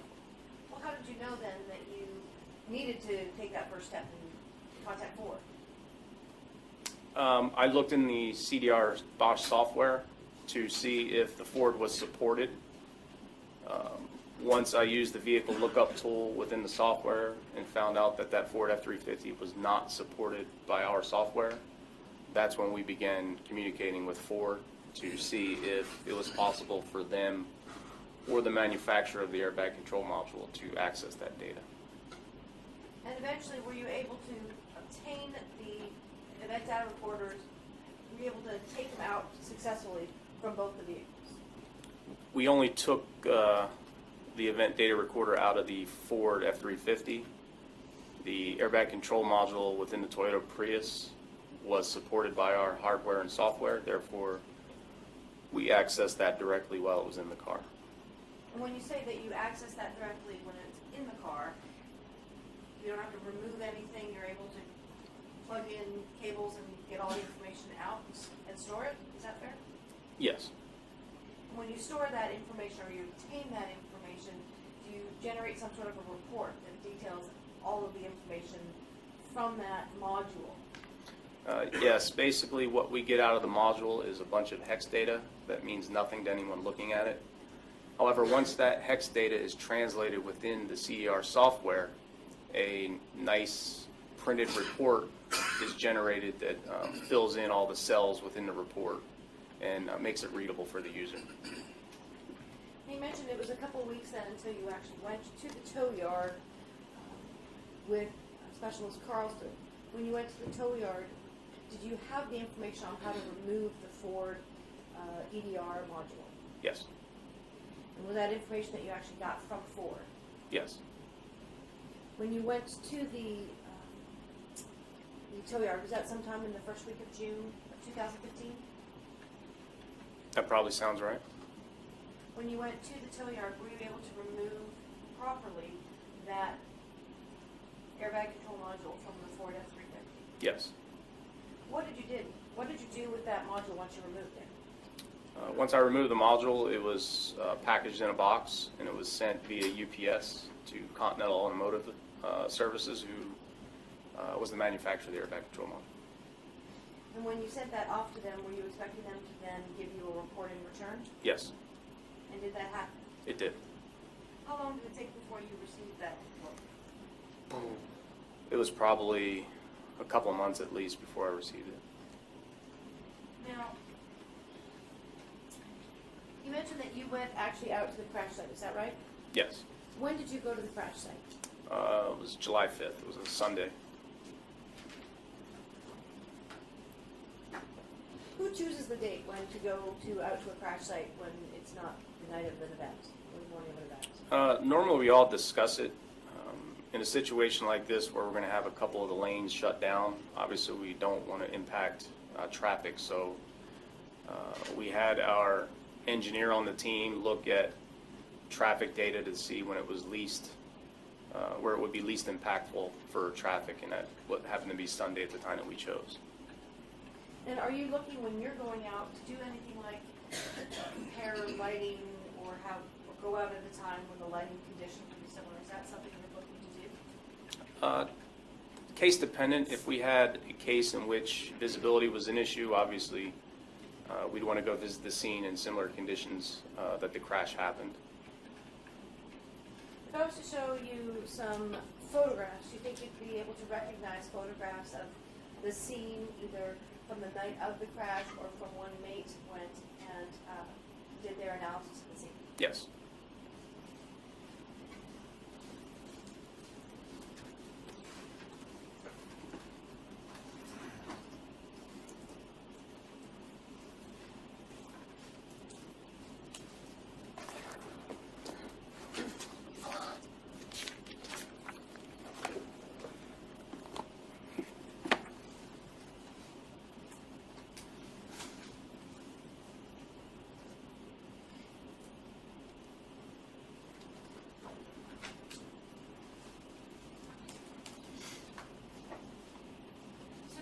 Showing you an exhibit marked as exhibit number 6. Do you recognize that photograph? Yes. What is that a photograph of? It's a photograph of some of the orange paint markings, as well as some evidence placards that we placed out there on July 5th.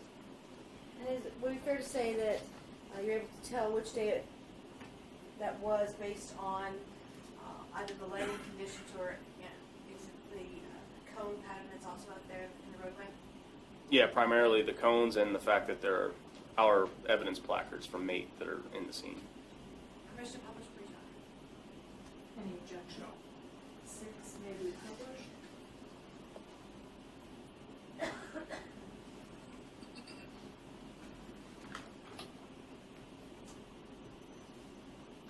Officer Parent, we see in this exhibit, there are orange marks, and then we're starting see evidence tags in this exhibit from 1, 2, 3, and 4. Is that a fair assessment of exhibit number 6? Yes. How do you determine what pieces of evidence happen first, or how do you give them numbers? Generally, when we're at a scene, we begin at one end and begin walking to the other end. As we encounter evidence, generally we'll put a placard there. Obviously, sometimes there's a point where we'll lay all of our placards, and then there'll be a piece of evidence that we missed, and then you'll have some evidence placard like a 56 out there in the middle of a 2 or a 3. So sometimes that happens, but we try to go in order as we walk the scene.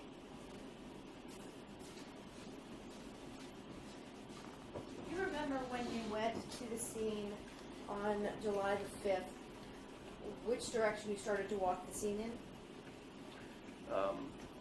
In this particular case, we only had the number 2 and 3 lanes shut down.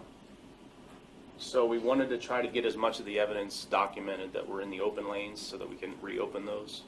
So it looks like in this particular case, we started at the north end of the scene and then probably worked our way back. And when you go out to the scene, though, actually, you know, you read the reports or heard 911 calls about what other people have said about the scene. Is that information you have when you go? I would probably have some initial information from the investigating officer or one of the officers who do follow-up for the San Diego area, either Officer Clink-Scales or McBreedy. So I would have had that information prior to going out there, as well as reports. Now, you mentioned that you're also looking at orange markings on the roadway. Are those markings that you put there, or those markings that were there from the night of the crash? They were there from the night of the crash. Were there any additional markings that you made to the roadways when you were going out there doing your analysis? I know we found some additional physical evidence that wasn't documented. I don't know if we marked it or not. Now, when you're doing your examination, is it fair to say that some of the evidence markers that you used in your analysis are going to be different from evidence markers we see in photographs from the night of the incident occurred? Yeah, that's not uncommon at all. Do you try to match up your evidence markers with what they've used at the scene? No.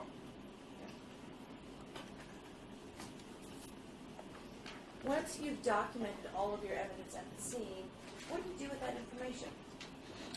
Well, once all that information is collected with whatever instrument we use, we now have to come back to the office and now put that data into the computer in some usable form to generate diagrams. And the information that you're looking at, what information do you get in order to create a diagram? In this particular case, we used what's called a total station survey system. It's essentially a surveying instrument that has a robotic head, and then we walk around with a prism pole, so it's a pole with a prism attached to the top. Once we get over a piece of evidence, we put the rod or the pole on the evidence. We tell the instrument to shoot the laser beam at the prism. It shoots the prism, it gives a return, and it documents the coordinates of that point, including the X, Y, and Z coordinates. Once we have all of the coordinates of all the evidence that we shoot, as well as the roadway, we can then bring that into AutoCAD software and generate a diagram. When you're going about doing these measurements, it's fair to say it's a two-person job. We like to, only because, I mean, technically it could be a one-person job. However, whoever's going to be drawing the diagram typically will take notes as we're documenting the evidence. One of my questions, when you're doing a measurement, and if the machine is only recording distances or data, how do you tell the machine what it is that you're actually marking down? Yeah, so sometimes we can actually input what the evidence is that we're collecting within the machine. But many times it's much quicker for someone to just write the note on a piece of paper that correlates to the point number that we shoot. And does the machine kind of give it a point value, or is that something that you do? No, the machine sequentially numbers each point that we shoot. So then you're able to basically make a note beside it, 0.1 mark on concrete, or 0.2 paint mark. Exactly. We already have survey sheets that we have that already have the numbers pre-designated in there. And that's how you go about measuring the scene, is that fair? Yes. Now, were you aware of whether or not there were measurements or any sort of diagrams that were created by the area office in this crash? I believe they did measure it. I'm not sure if a diagram was generated because we told them that we would now be doing the diagram. So I'm not sure if they actually produced the diagram or not. Would it be fair to say that in able to create these diagrams that you created, you had to go back to maybe some of the scene photographs as well as look at the information that you obtained when you went to the scene? Is that fair? Absolutely. All I had, as you can see in this exhibit, were orange paint markings. So in order for me to determine what those orange paint markings were, I relied upon Officer McBreedy, who was at the scene that night, as well as photographs that were taken at the night of the collision. If you could turn to number 13.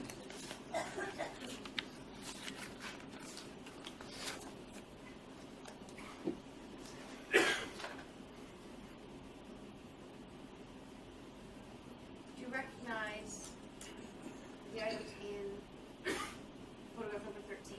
Yes. What do you recognize as? In item number 13, we have a picture that was taken facing north. This would have been at the actual scene of the traffic collision. It depicts the Toyota Prius at its position of rest, as well as numerous items of debris, vehicle parts, and components strewn about the entire traffic lanes of State Route 163. Permission to publish, please. I have no objection, I believe. Sorry, publish. Okay, 13 is received and may be published.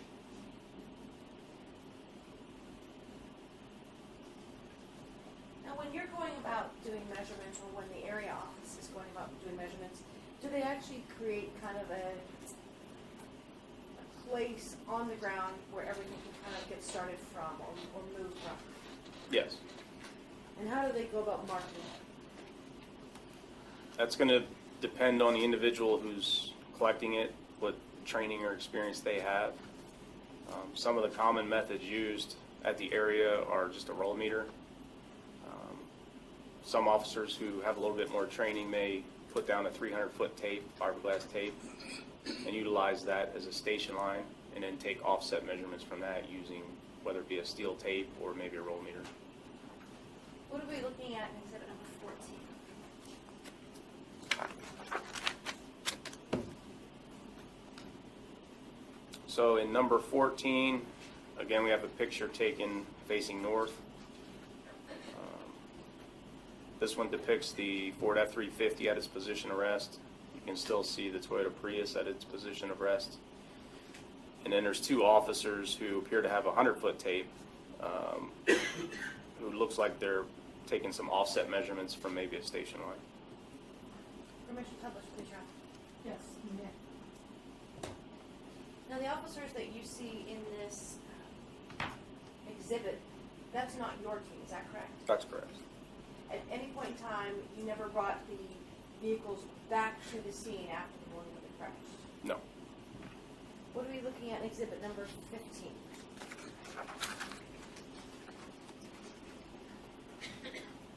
Number 15 is a photograph taken facing south. In this photograph, on the left side, you can see, or the upper left corner, you can see probably what was laid down as a station line. It's a 300-foot tape. And then in the middle of the photograph, you have what appears to be that same 100-foot tape being used to take offset measurements from the station line.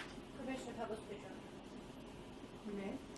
You may. When you say that you're taking offset measurements, what does that mean? So if you look at the, you can just see the tape up in the upper left corner. That would be what's referred to as a station line. So the officer would start that station line, it would be further north than what we're looking at now. And then they just drag that 300-foot tape out. So when they find a piece of evidence, they're going to put the 100-foot tape that you see in the middle of the photograph that's gone across the freeway on a measurement on the station line. So let's say, for instance, if this was at 200 feet on the 300-foot tape, they would say that would be station 2 plus 00. They would take an offset measurement. In this particular case, let's say that it was 48 feet, and then they would say that it was 48 feet right or left of the station. Officer Parent, behind you there to your left, if you swivel, there is a pointer. Could you point to where you're seeing the first tape measure that you were talking about with the station line?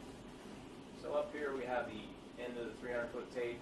So if we kept going, the picture continued, it would continue north, and then you would find the end of that tape. And then crossing the road here, we see another tape. That's a 100-foot tape that they're using to take the offset measurement.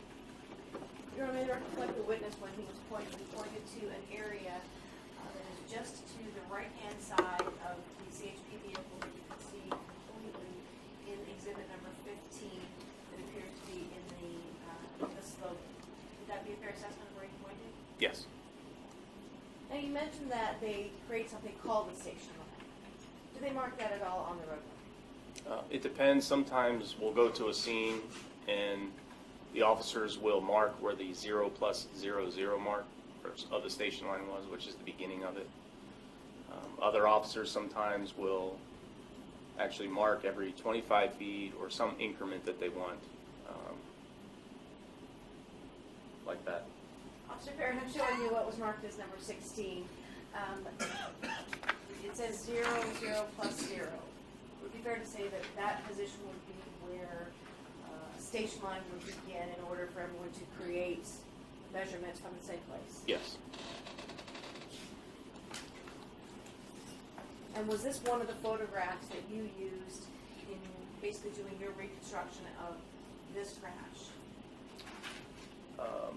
Since we measured the scene with our instrument, which is much more accurate than using a station line method, I didn't rely on any of the measurements taken by the area. Would it be fair to say, though, you relied on some of the photograph of what was at points of evidence? Yes. the orange paint markings. Now, the orange paint markings that you were asking someone else, or that someone else did at the night of the crash, into the morning hours, do you know what those are when you're doing your measurements? If Officer McBreedy knew what they were at the time, because he was at the scene with us on July 5th, I would take note of that. So he would dictate to me what that orange paint marking represented. If he was unable to, then I relied upon photographs that were taken at the scene. Would it be fair to say there was a lot of evidence that was strewn throughout the scene? Yes. Now, you mentioned that you went to the tow yard to get the information from the airbag control modules. At some point in time, did you actually return to the tow yard to do something with the vehicles themselves? Well, we did a three-dimensional scans of the vehicles, and our motor carrier specialist conducted mechanical inspections on the vehicles. At any point in time during your investigation, do you have to deal with finding out the weight of the vehicle? Oh, yes. We did. We had the tow company transport the vehicles to a certified scale.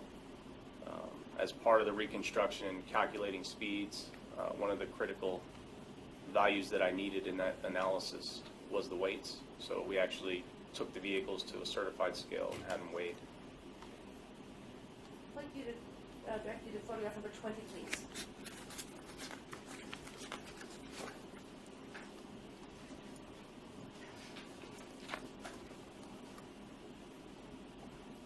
Would have any objection to me publishing while laying the foundation? No, it's fine. You may.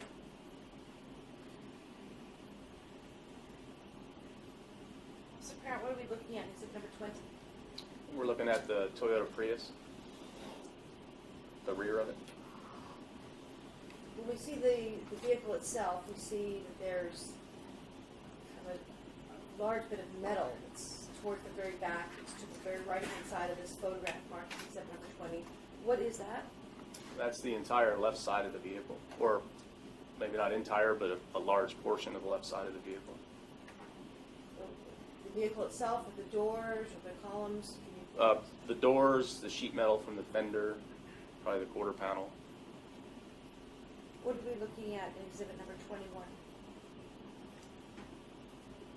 This is the right side of the Toyota Prius. And we see on the right side of the Toyota Prius on the ground that there are paint markings. Is that right? Correct. And do you know who actually put down the paint markings for the vehicles? No. When you went out on July the 5th, were any of the paint markings still visible? Yes. Now, the paint markings that were still visible, were those in the lanes of traffic, or were those outside the lanes or on the shoulder? We had majority of the paint markings were within the lanes. And you mentioned that you shut down several of the lanes of the freeway in order to do all of your measurements, is that right? We shut down the number 1 and number 2 lane.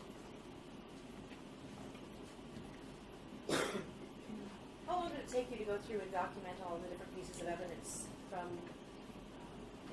and scan them essentially into your equipment? I would probably estimate maybe 3 hours.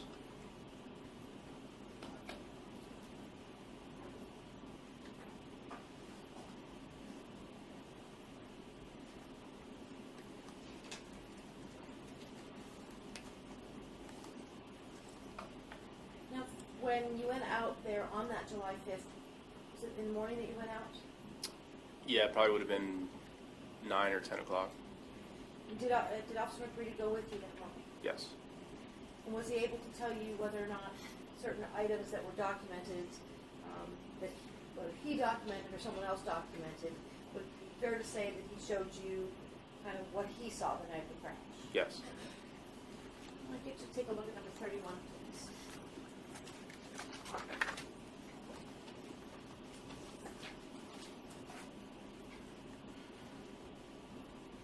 Officer Parent, what are we looking at in exhibit number 31? This is the front of the Ford F-350 at its position arrest. Now, there's orange marks by this truck, is that fair to say? Yes. What are those orange trucks, or those orange marks, what are they depicting? They represent the tires and where they came to rest of the Ford F-350. Why does that matter? Well, it mattered to us because when we went out to the scene, those vehicles were no longer there. So this allowed us to document the position of the vehicles where they came to rest. We see also in exhibit number 31, at the very bottom of the photograph, or at the right-hand side of the truck is at the very bottom of the photograph, is that fair? Yes. And the right-hand side of the truck, there's a large orange area right in kind of the very center of the photograph. What is that? Looks like some type of lamp from the vehicle. And the lamp from the vehicle, does that appear to be on or off? Looks like it's on to me. And at any point in time in your investigation, did you actually determine whether or not lights were on or off in the vehicles when they were driving? No.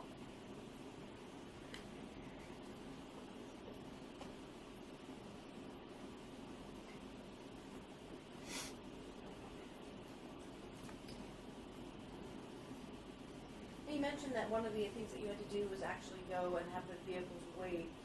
Did you also get information about the occupants of the vehicles as well? Yes. Referring you to exhibit number 32. What are we looking at in exhibit number 32?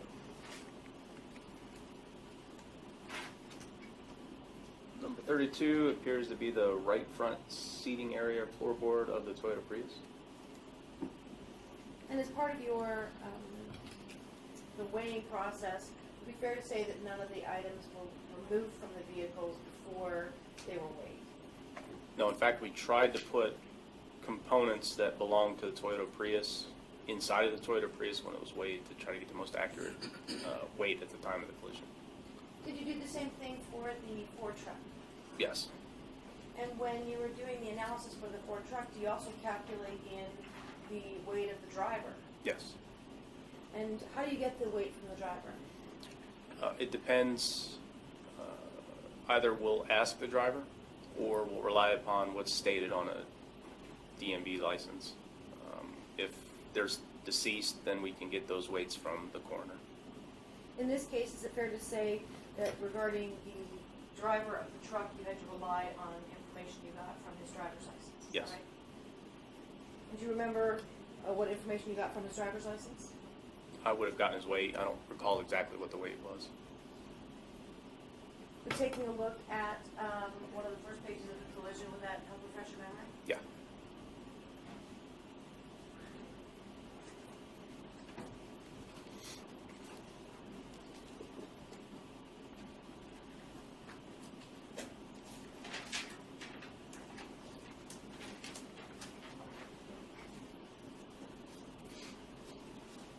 You take a look at that, Officer Parents. Me when your memory's been refreshed. Okay.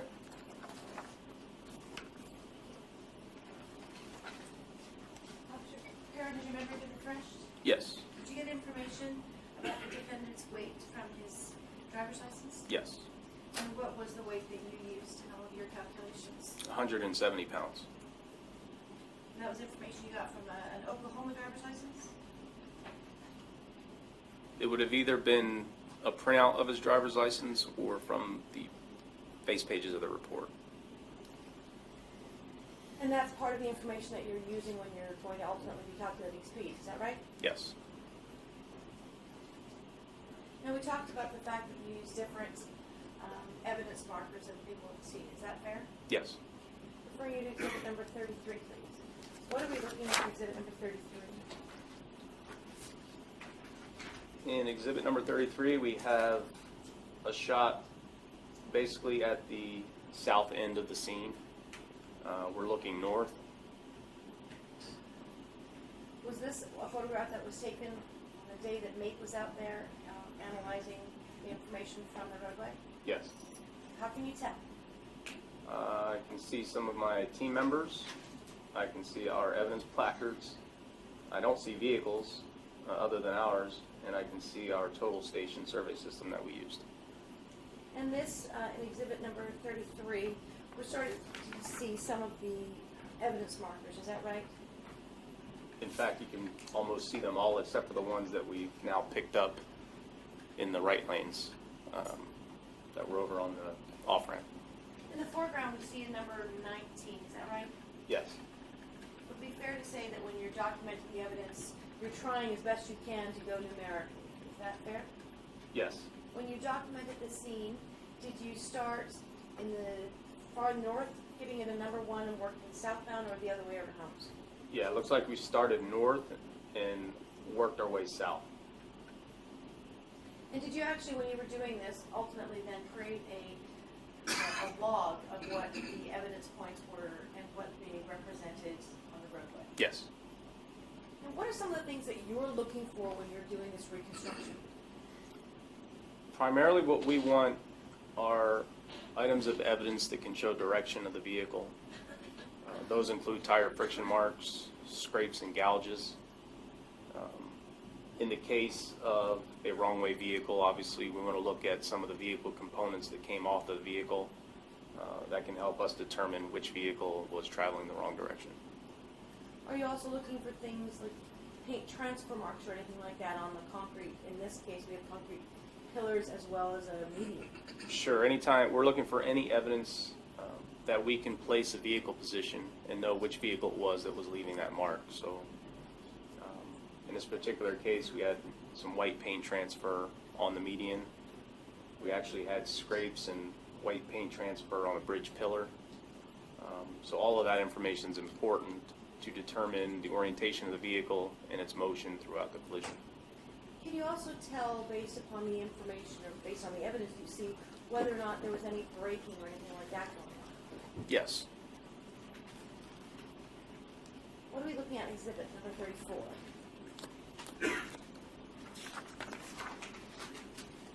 So this is a photograph taking facing south. You can see our evidence placards. You can see several of the orange paint markings that still remain. On the right side of the photo, you can actually still see the gouges in the road that were created. You can see some of the evidence that still remained on the median wall, as well as the bridge pillar. Officer Parent, if you could you point to what you see as, and you refer to as a gouge mark in the roadway? Right here, next to placard number 24 and number 23, you see a series of deep gouges within the road. And a gouge, would that be fair to say that that's where the concrete's been disturbed or the concrete's been marked out somewhere? Yes, by some type of hard abrasive object. And you were pointing to the area between evidence markers 23 and 24, is that right? Yes. You also mentioned that there was paint transfer, is that right? Yes. Referring you to exhibit number 35, what are we looking at exhibit number 35? Here's a close-up of an area. It looks like the photograph was taken to depict items number 7 and 6. But you can also see the gouge marks that we just discussed in the previous exhibit up in the upper left corner. So the gouge marks are the markings into the roadway that we saw in 34 looking southbound. It's fair to say that now we can see the 23-24 markers looking northbound. Is that a fair assessment? I'd probably say more looking westbound from this location. Now, the evidence markers that are marked as 6 and 7, did you ultimately take all of the information and create different diagrams with the information on it? Yes.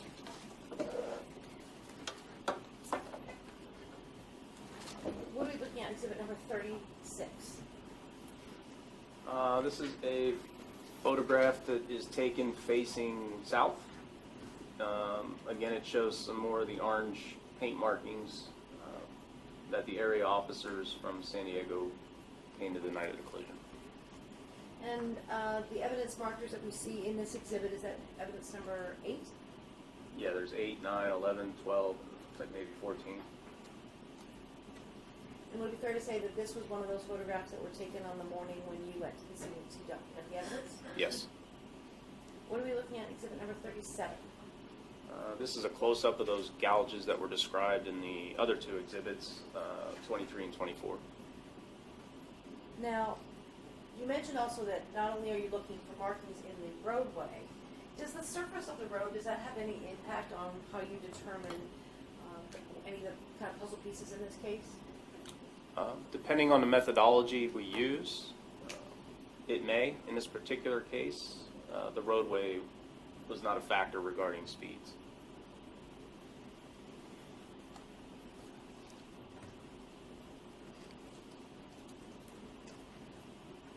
So besides looking for actual disturbances in the surface of the roadway, you mentioned you're also looking for tire friction marks, is that right? Correct. What are we looking at in exhibit number 38? Here you can see a tire friction. We're looking south here. We can see a tire friction mark that's deposited within the west shoulder. If you continue going south, next to evidence placard number 31, you can see another tire friction mark. Now, the tire friction mark, you called them tire friction marks. Are they the same thing as a skid mark? Yes. But is a vehicle leaving a tire friction mark only if they're pressing on the brakes? No. How can a vehicle leave a tire friction mark if they're not pressing on the brakes?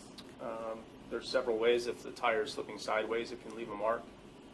If the tire has been trapped by damage to the car and it's unable to rotate, it'll leave a lock wheel tire friction mark. And can you tell the difference? Do they look different marking the road? If you examine it closely, you can determine whether or not it's locked wheel or if it's a tire that's rotating. And were you able to tell by looking at this tire friction mark whether it was a locked wheel or rotating? Locked wheel.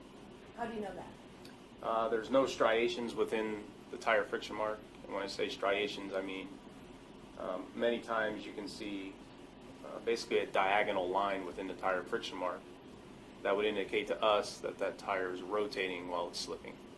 In this particular case, those diagonal striations were not present. The characteristics of the mark is very dark, so therefore it's a locked wheel. And were you able to determine in your reconstruction from which wheel that this mark came from? Yes. Which wheel was that? The right front of the Ford F-350.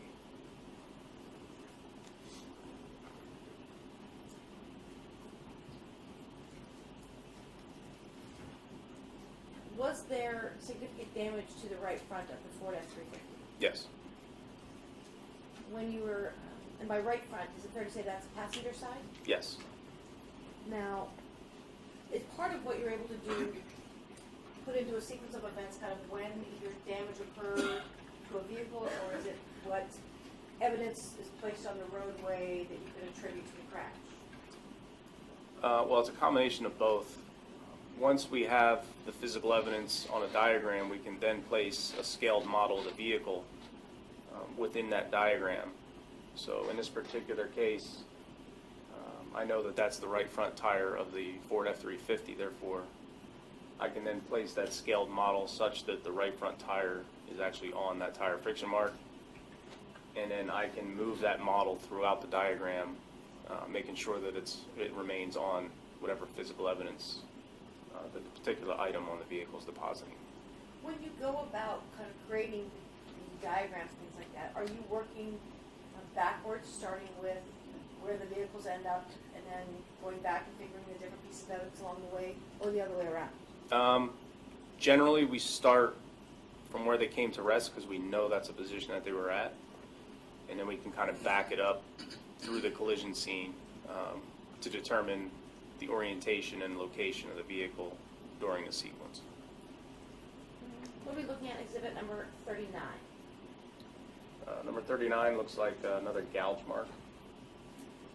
And was that a gouge mark marked by evidence tag number 26 that you find where on the roadway?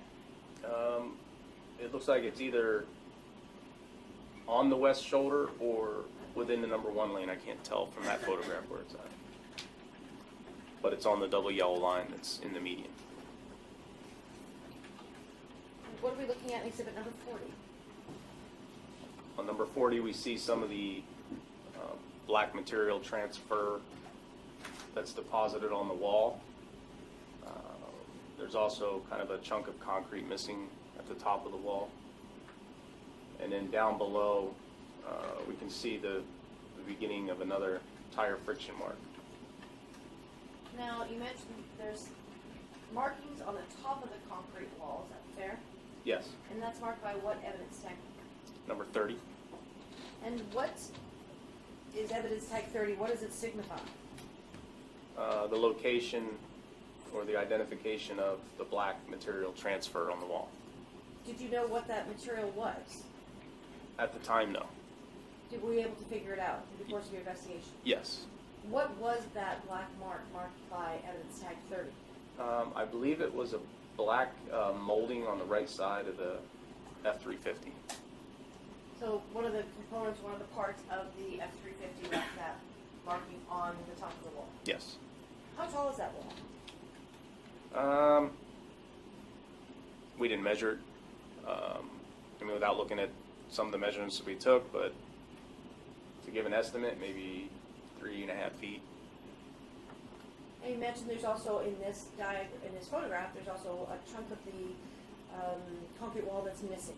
Yes. Could you please point to where that is, please?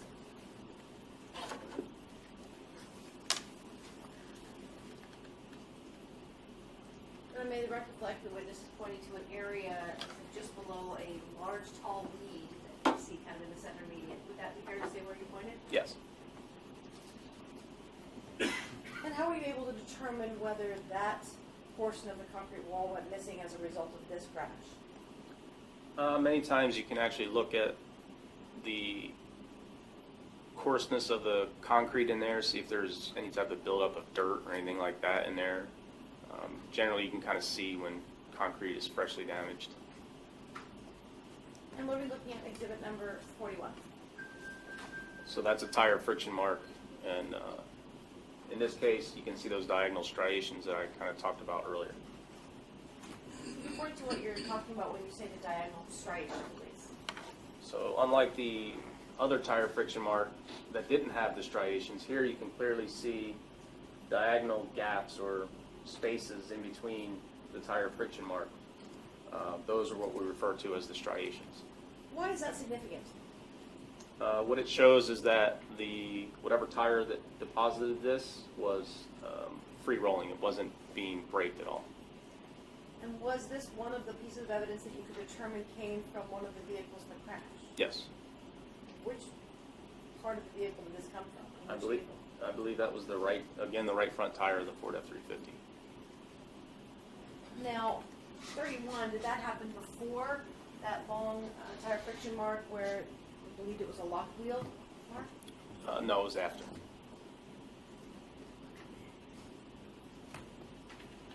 What are we looking at exhibit number 42? Also the same view of the tire mark, except for now we're looking north. And is measuring and documenting each of these tire friction marks, are all of this part of figuring out what happened in the crash? Yes. Why does it matter whether or not it's a locked wheel tire friction mark versus a not locked wheel? When we reconstruct a collision, many times what's important to know is whether or not someone was actually applying the brakes, particularly when we are calculating speeds. So we want to know whether or not the brakes were being applied or were they not being applied. And that's information that you can get from the roadway itself. Yes. Is that information that you can also get or confirm with information from the airbag control modules? Most of them, yes. What are we looking at exhibit number 33? Sorry, exhibit number 43. So here we have some black material transfer that's on top of the wall, and I believe there's some white paint transfer as well on top of the wall. What are we looking at exhibit number 44? This is some scrapes, some paint transfers, some black material transfer. You can also see some buildup of some window glass along the base of the bridge pillar. Were you able to determine exactly the position of rest for the Ford truck? Yes, Was it before or after this pillar? after. When we're looking at exhibit number 45. So here's a picture of the bridge pillar. You can see multiple scrapes and scratches and black material transfers. And were you able to determine that each of the markings, each of the pieces of evidence you have in this photograph, you attribute to this crash? Yes, Now, in the photograph we see as 45, is it fair to say that there are some markings on the bottom of the pillar, but there's also some that are quite high up as well? yes, Did you measure how high up those marks were? yes. And how high up were those marks? I'd have to look at my report, but I believe they were between 5 and 6 feet. If you want an exact number, I'd have to look at my report. If you could, please.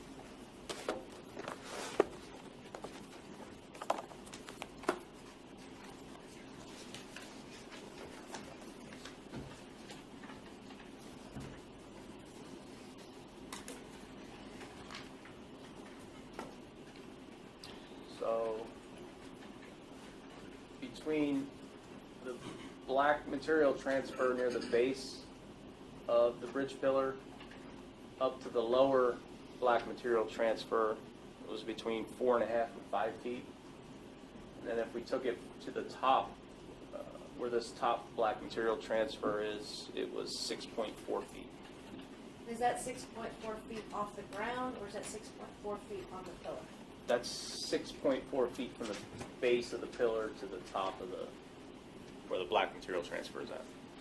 And just for the record, you were pointing in exhibit number 45, you were pointing to a black line that is just to the left of evidence tag. It was at 34 when you were talking about the bottom of the base black mark. Is that fair? Yes,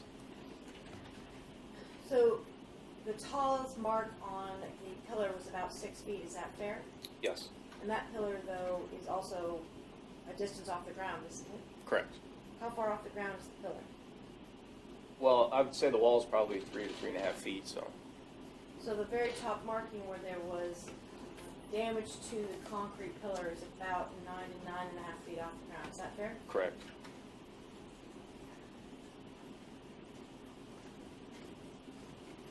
When you looked at the Ford F-350, were you able to determine if the truck was itself that tall, 9 or 9.5 feet tall? Yes. And was it? No.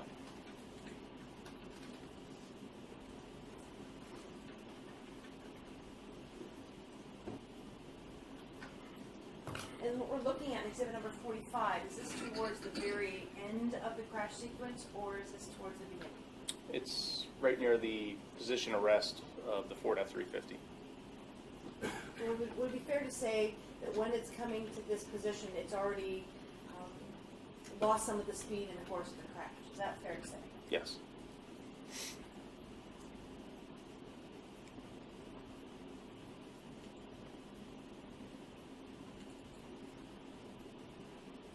When you're putting the collision together, are you trying to figure out the speeds of the vehicle before the impact, at the time of impact? What is it that you're looking to establish? Again, it depends on what methodology I'm using to calculate speeds. Sometimes the post-impact velocity of vehicles is very important to calculate the at-impact velocity. However, in this particular case, the methodology that I used, I didn't need to know the post-impact velocity. So there was no calculation that I did to determine the post-impact velocity of the vehicles. What are you talking about when you say post-impact velocity? So as vehicles engage and collide, if they have energy remaining after the crash, that energy has to be converted in some way. And most of the time that's through friction, through the tires or some component on the vehicle.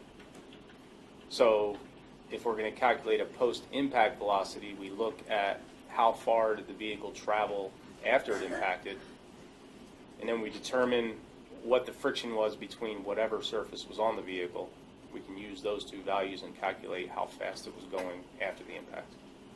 But in this case, how fast the car was going after the impact was not something that was important to your calculations.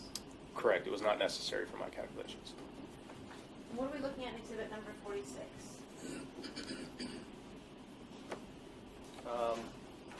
This is a picture facing north. Shows some gouges, some scratches, and looks to be an orange paint marking and some evidence placards. And is this part of what you were looking at when trying to determine the course of events for this crash? Yes. Your Honor, I noticed that it's 11:20 after. Would this be a good time? I'd be moving into a completely new area with this officer. Okay, that's fine. We'll take our evening recess. We'll see you all tomorrow morning at 9 a.m.